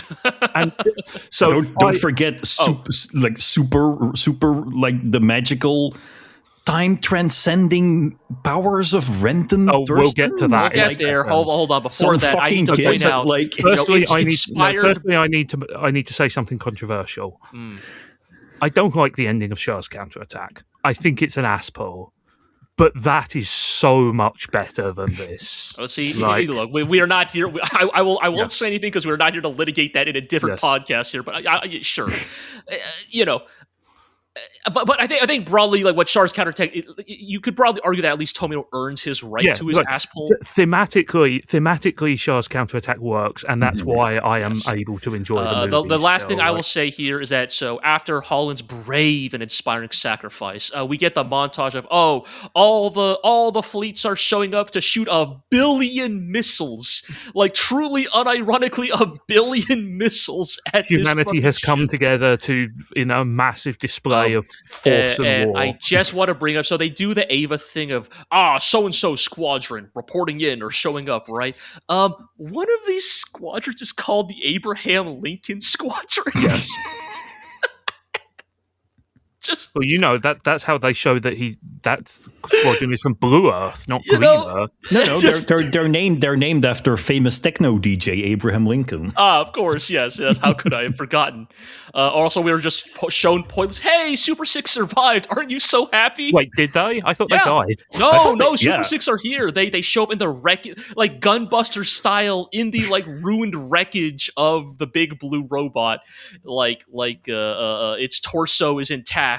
And, that's another half mark off the movie then. I know. Also, look, we went through a very thorough examination of why perhaps G and I quite liked the ending of the TV show Aqua. You were a little less enthusiastic about it. You thought it was a bit corny. Right? Oh, well, you're wrong. I'm rewatching this scene. They help push the robot. Yeah. They help push the ship and then explode. Never mind. Okay. At least I can live with that small consolation in my heart. Okay. So wait, they fake out their death. Yes. It's literally an Avdol from JoJo's situation. Yeah. They faked out their death only to kill them 30 seconds later. Yes. That's why it's so comical. Okay. But you must admit, at least Aqua, that in the TV show, they at least got some of the way to earning their moon vandalism. They do not earn the giant heart here. They do not. No, it also fits even worse in this movie. Yes, is this 24-year-old woman going to save the world with a big comedy heart? No. Like these two 14-year-old kids might, but not this character. Okay, let's get into problematic age gap discourse. Oh my god, yes. Look, Renton and Eureka was always a weird age gap relationship, but normally it was not this way round.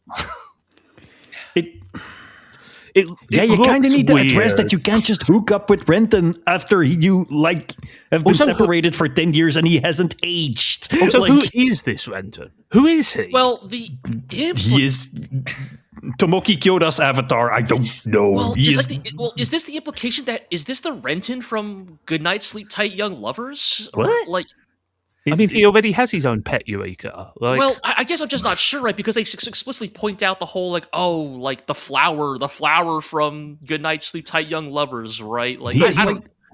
He's like the meta Renton, like he is the platonic ideal of all Rentons who exists outside of all of continuity, and every Renton we have seen up until now is a projection on the wall of the cave, and this is the real it's very confusing. Renton yes. who I don't know. Is he Eureka's original Renton come back to life through the power of magic plot bullshit? And I think you just almost have to accept that this is just metaphysical platonic Renton. All Rentons fused into one. Yes. Also, first, he's not the person you fell in love with. Like, he's not that guy.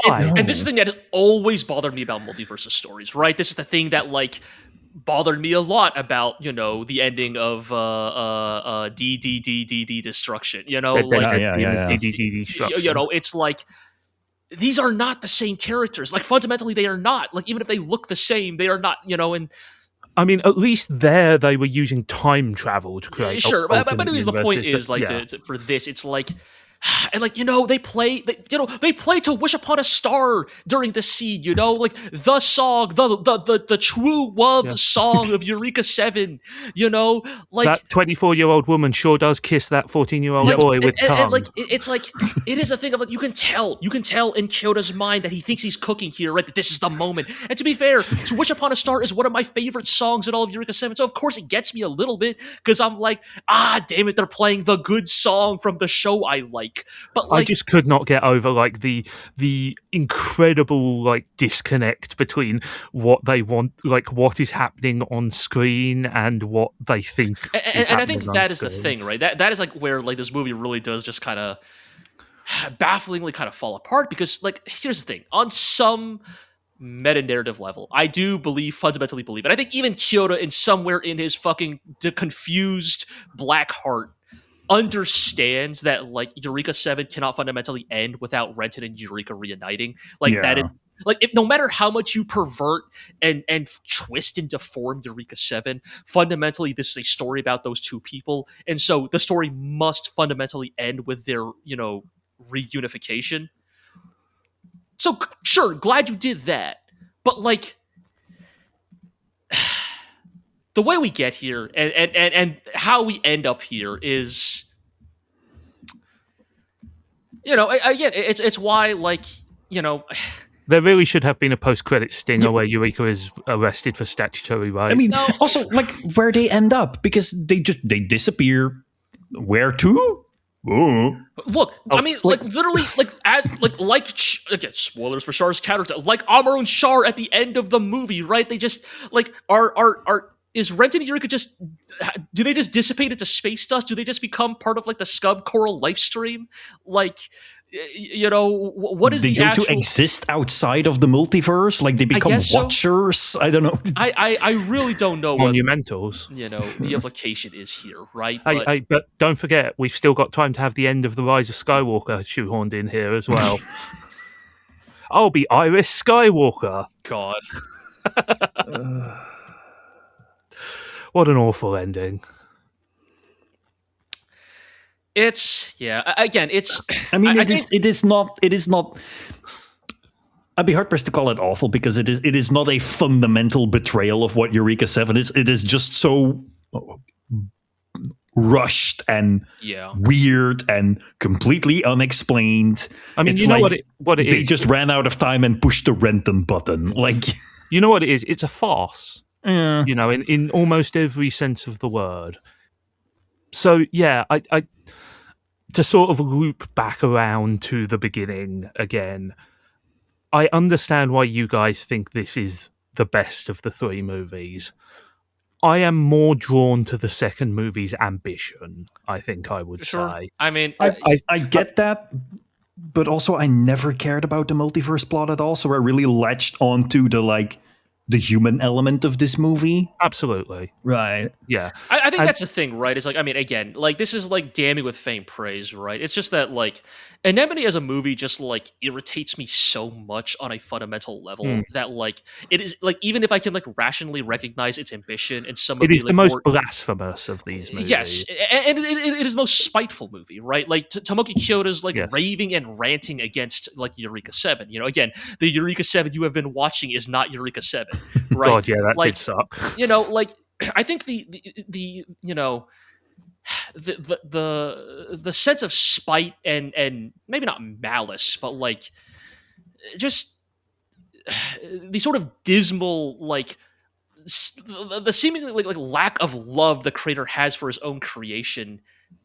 just comes across so much in Anemone that even if that is intentional, even if that is an interesting creative choice, I fundamentally cannot bring myself to go along on that journey, even from an academic perspective. It is just too off-putting.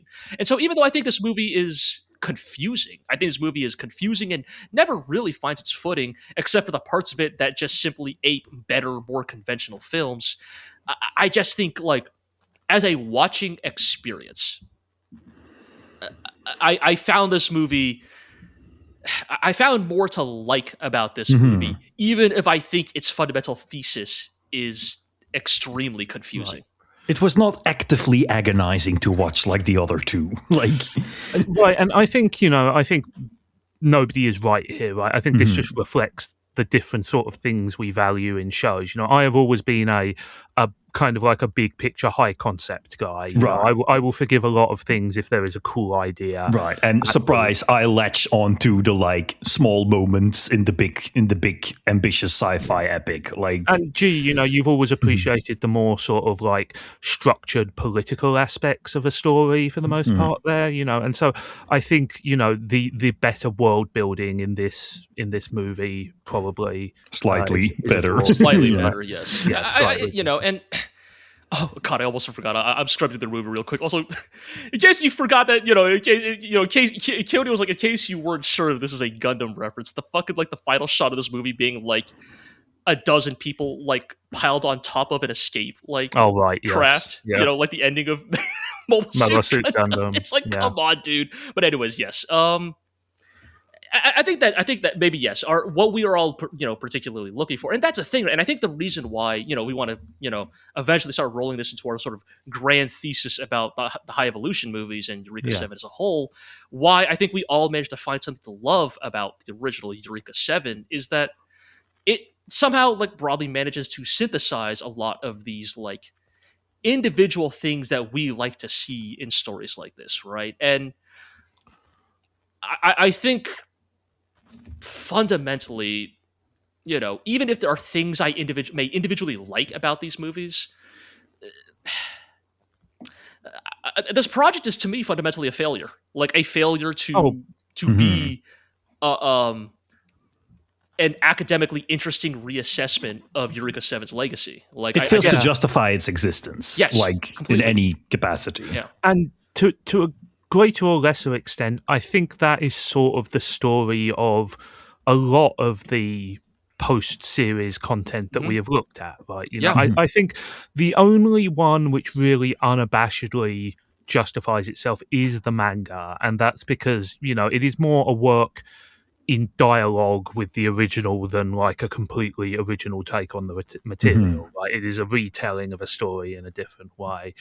But I think, you know, again, I think I can defend Good Night, Sleep Tight, Young Lovers on some level as an audacious experiment, as a sort of, you know, attempt to break the mold. But these movies are just, I think they show you shouldn't get high on your own supply. Yeah, this is like, I get at least what you say about Good Night, Sleep Tight, because like this is like, that was the first one. This is the fourth time where they're taking action figures depicting these characters and just acting out something completely differently. Like one time you can justify as an interesting experiment. Yeah, but I think that's also the thing, right? Like you know, once burnt, twice shy. Like, it's easier to forgive the first attempt at like a weird recontextualization of Eureka 7, but particularly because it was entirely self-contained. Right? If you like don't like it, you can cut it out almost Tomoki entirely. Kyoto's been given more chances at this than like some creators will get. Like, Tomino's never going to be allowed to go back to F91 or something. You know what I mean? Like, would you want him to though? No, but like that's what I'm getting at, right? But like, Kyoto's been given so many chances to redo Eureka 7.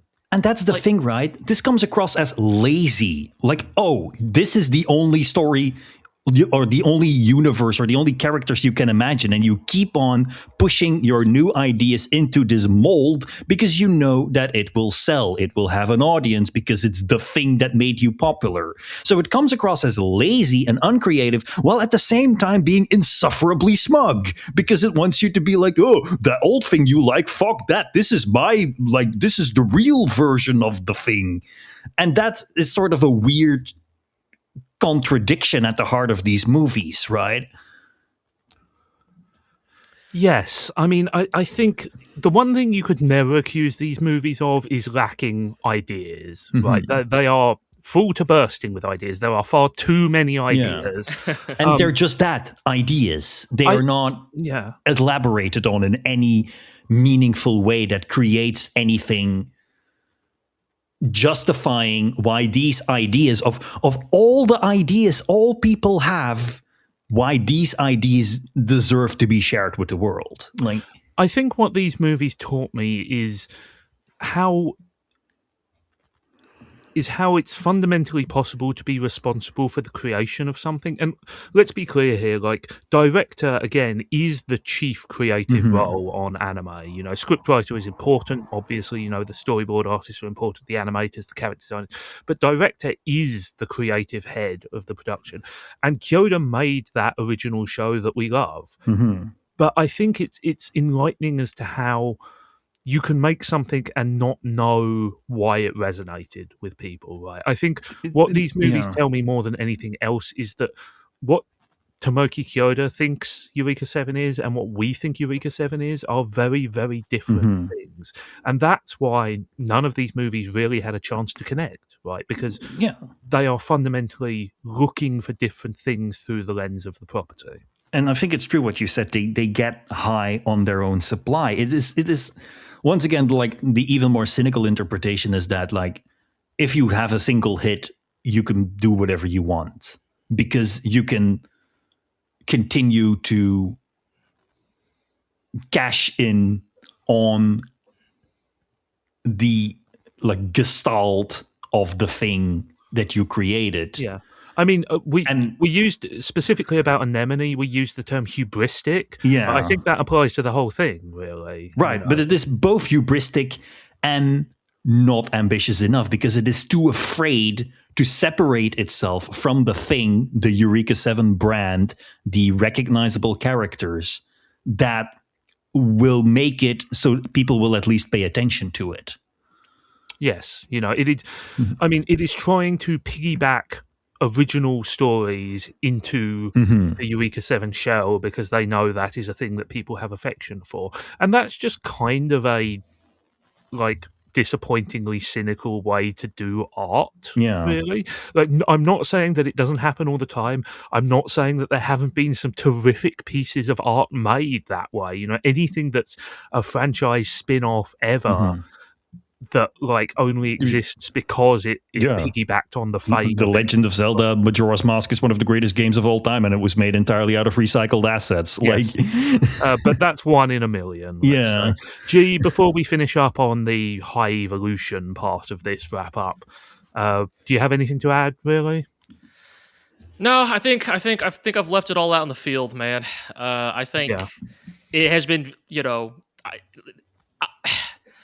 I am glad I finally saw these movies. Yes, no, that's the thing. Academically, I'm glad to have finally seen this movie, to finally put this to bed. You know, like, Eureka 7 is a franchise that I think I have so many emotions about because of where it because of its eventual trajectory, right? Like, you know, it's like, if you know what's about, like, other, like, mecha, like, things that mean a great deal to me, it's like often they get to exist in a sort of like beautiful, static, perpetuity. Gurren Lagann just gets to be Gurren Lagann forever, right? Like, we don't have to be like, yeah, but what about Gurren Lagann 2 or Shin Gurren Lagann? What about right? Shin Gurren Lagann? No, Yeah. I mean, the movies were kind of Shin. Sure, Gurren and those Lagann, are fun in their own way, right? Like they are at least not like subtractive from the original Yes. work, right? And so although I don't think anybody would claim them as the definitive version. no, but either. they're a fun guide. The point I'm Yes. going with this is like Gurren Lagann just gets to exist as Gurren Lagann, and I think Eureka 7 is just so, like, in some ways beautifully tragically hampered by the fact that inevitably it spiraled out of control like this, and that is a very different relationship to have with a piece of media, right? To love something so much and then also go, yeah, but the rest of it is fucking awful. Right, We don't talk about it. That is the way that we have lived with Eureka 7 for going on 15 years now. And many it's ways, also ways, that Eureka 7 is just a weird example of this, because it is fundamentally a show about, wow, it's hard to talk to a girl you like, and it do be like that. yeah. So why did this have to be this sprawling multiverse? So let's pivot, Aqua. You have gone through the entire life cycle of this sort of being a fan of Eureka 7 in a, let's say, very compressed time frame of about 18 months here. At the end of it, as we finish up our time with the franchise, how do you feel? How do you feel about everything you've seen? I think just in general, like I've learned some interesting things. I mean, or mostly I've been confirmed, like just doing this, going over this entire franchise in the short time span has just sort of taught me that maybe sometimes you should just let things be, right? Like, sometimes I get it. Like, you fall in love with a piece of media, a story. You want to know more about it. You want more adventures with these characters. You want their story to continue. But sometimes you just need to leave something be what it is. And what it is can sometimes be something incredibly simple. We don't need to know more details or backstory about the universe of Eureka 7, because, as I've already said like 5 seconds ago, it is fundamentally a story about these kids and their feelings for each other, and seeing it just become sort of ground up in this corporate slop machine that every successful story is subjected to nowadays is, I wouldn't call it tragic, because tragic would imply that the original show is ruined in some way, and I don't think so. I think the original show is great. You can watch it. It's good. You can enjoy it, and you don't have to engage with any of the side materials at all. But it is tragic in a grander sense, as in, well, stop me if you've heard this one before, but anything beautifully will eventually be sacrificed on the altar of endless, exploitation to make money. Yes, and I will say that I don't think that Eureka 7 is the worst example of that, because I will say, despite all the frustration we have had with the movies, despite all the kind of black speech that G and I chuck around about Al, I have never doubted that these were actual pieces of art that were made by people who had artistic points to make. But right? I think that's what arguably kind of makes it worse. Because they did have points to make, but those points were bad. Yes. Yes. Like, that this is not just we make more product to consume, but that this somehow melds into the creative process, right? That you become that the original authors of, let's say, something like Eureka 7, but also something like Evangelion, something like Maraka, to mention something that really is also like very important to me, that the original creators of those stories become convinced because of the slopification of it all, that no, we have not told this story. It is not yet over. We need to continue it. We need to reevaluate it, re-criticize it, look at it from different angles. And I arguably find that even more tragic than just the commercial exploitation of something. Just the fact that this exploitation brings forth a genuine creative spark that nevertheless sort of misses or leads even original creators to fail to understand why something resonated with people in the first place.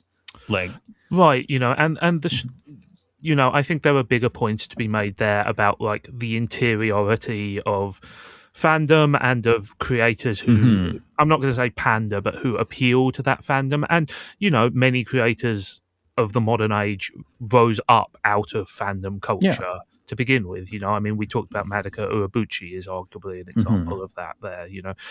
I think that and that is getting into a bigger question about the nature of the way that appreciation of media has changed in the internet age, and ownership of media, right? Who owns a story? Who is entitled to decide what is and isn't part of the story?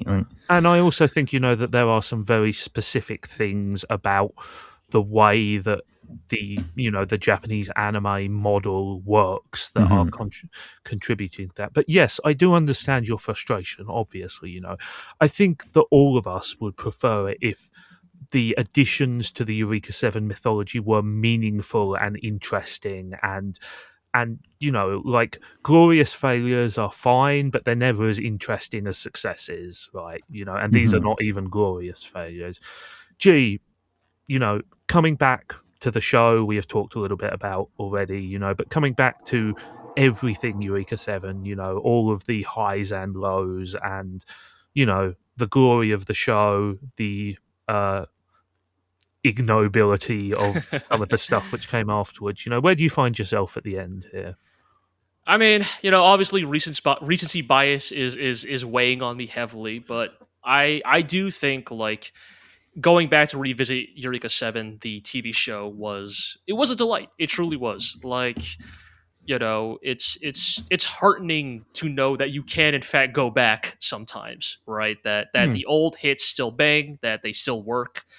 And again, as I said, academically, I am glad to like, in many ways, look, never say never, especially with Bones, but like, I am glad to finally close the book with Eureka 7, right? Like, not that I will never revisit or I'll never think about this show ever again, but like to have read the manga and seen all the movies, like I think you have consumed the vast majority of Eureka 7 content. Exactly. And academically, I am glad to finally know like the final state of Eureka 7 as a franchise. And it is not where I would want it to be clear, but I now know why exactly it is in this place. And again, look, man, look, because of just the nature of like how we're recording these podcasts, we have been in this darkness for quite a number of months, but like, yes, and that was always a risk of concentrating all this stuff at the end of the show, but and that's why I have billed these as bonus episodes rather than really sort of part of an integral part of the project as a whole. But nonetheless, that original show is one of the greatest to ever do it, and even despite Tomoki Kyoto's best efforts, he cannot take that away from that original TV anime. I like how originally we were like, well, we don't want to blame Kyoto for everything, and now we are just like cursing his name. Look, I can't help it, all right? Like, look, it's just...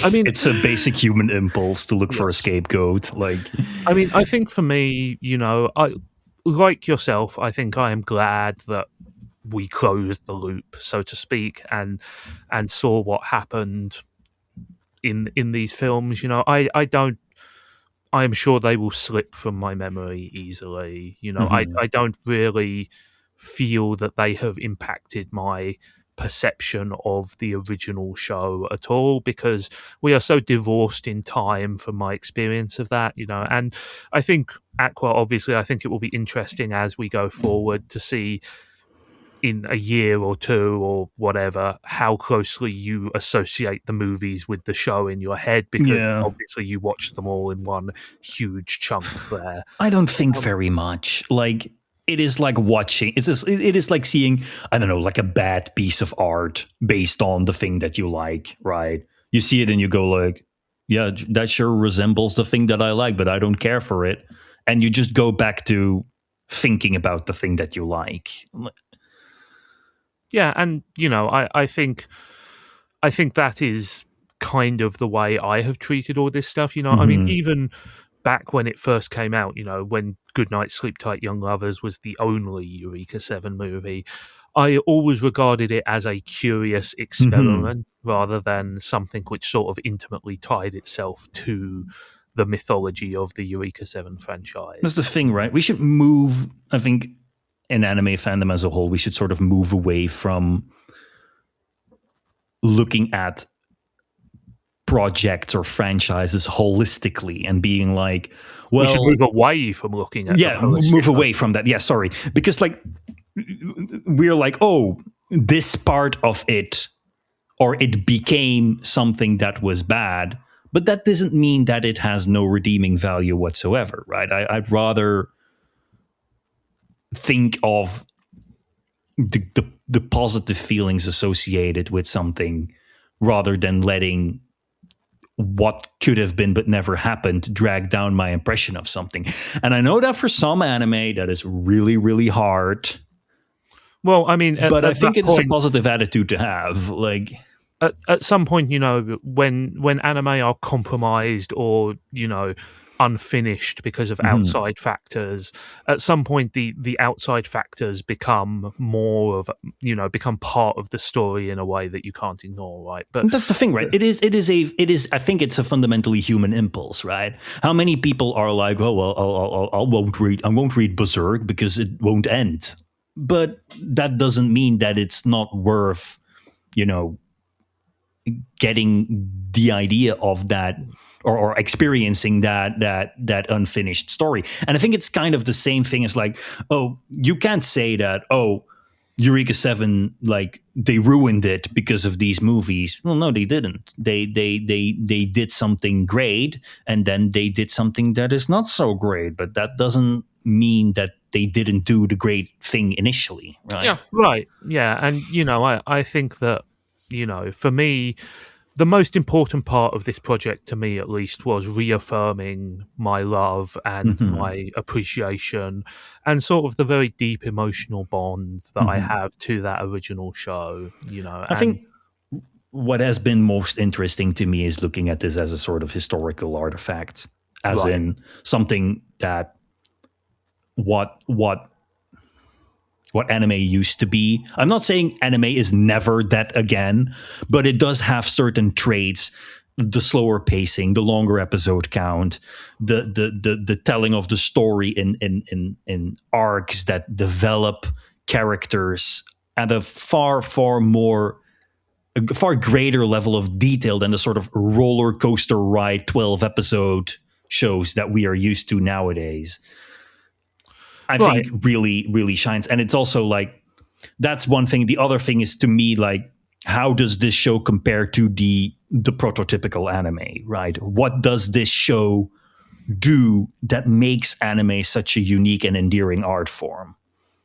The way it manages to meld very, let's say nerdy genre-ish elements of the robots and the science fiction with these ideas about philosophy, about politics, with this traditional romance, character development, all of these elements that are crammed together, these emotional highs and lows, these unconventional sort of tonal shifts, how it shows how all of these things can come together in ways that are sort of unlike the conventions of storytelling that we're used to in Western, let's say Western tradition or whatever you want to call it, while at the same time touching a sort of deeply resonant human element that transcends, language and culture and time itself. Right, I think that's a really good way of putting it. I think Eureka 7 is a fantastic advertisement for anime the medium, because I think it is proof that anime can tell stories that are wide and deep thematically, that have resonance that touches on themes beyond stuff that divides us, like culture or history. That it's a very good anime at appealing to the universal emotion inside all of us. Love, respect, wanderlust, all of these things. Wanting to die for the children. Wanting to die for the children, yes. A good death, as G puts it. But yes, I think part of the reason that I love the show so much is because it does speak to those primal urges, to those sort of, to the part of me that will always be a small boy who wants to kick down the door and go and have an adventure, and I think, for me at least, all of the media I love contains some of that spirit. And I think, and correct me if I am wrong, Aqua, and don't take this the wrong way, but I think the way that you appreciate the show, and I hope you do appreciate the show now, will always be a little different from the way that G and I appreciate the show because of the different circumstances that we saw it under. Right. I watched it as an adult with a strong, maybe not a strong understanding of genre and medium conventions, with the awareness of the show in its historic context, in where it exists as a point in the career of the people who made it. Whereas for you guys, you experienced it kind of like as an out of the blue thing, separate from the context in which it now exists, and that is something that can, of course, never be replicated. But it creates, different or slightly different ways of experiencing that story, as you said. Yeah, and I think that all great works of art speak to people in different ways and form different resonances with people. Our experience is not more or less valid than your experience, but it is different. And that's right. There's only one experience of Eureka 7 which is wrong, and that is Tomoki Kyoda's experience.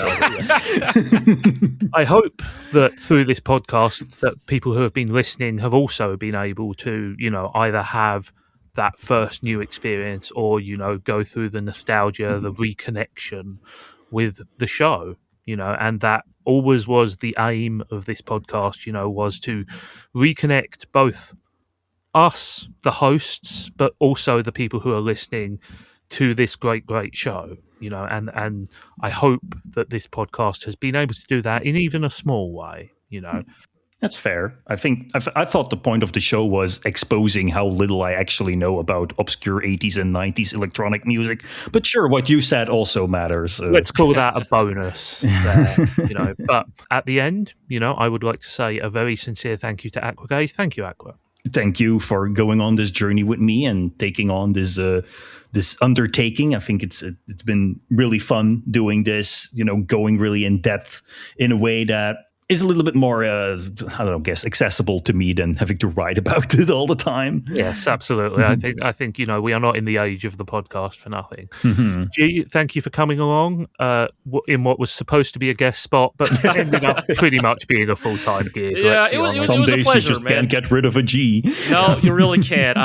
If you I believe you're on 28 out of the 30 episodes. Yes. You can't stop me from giving my unsolicited opinions about mecha anime, no matter what. But no, it truly was a pleasure. So thank you so much for having me on. I'm glad to hear that there. And as for what's next, we have a couple of ideas. We've talked about some stuff, but I think what we're going to do is we're going to take a well-earned break for a little bit.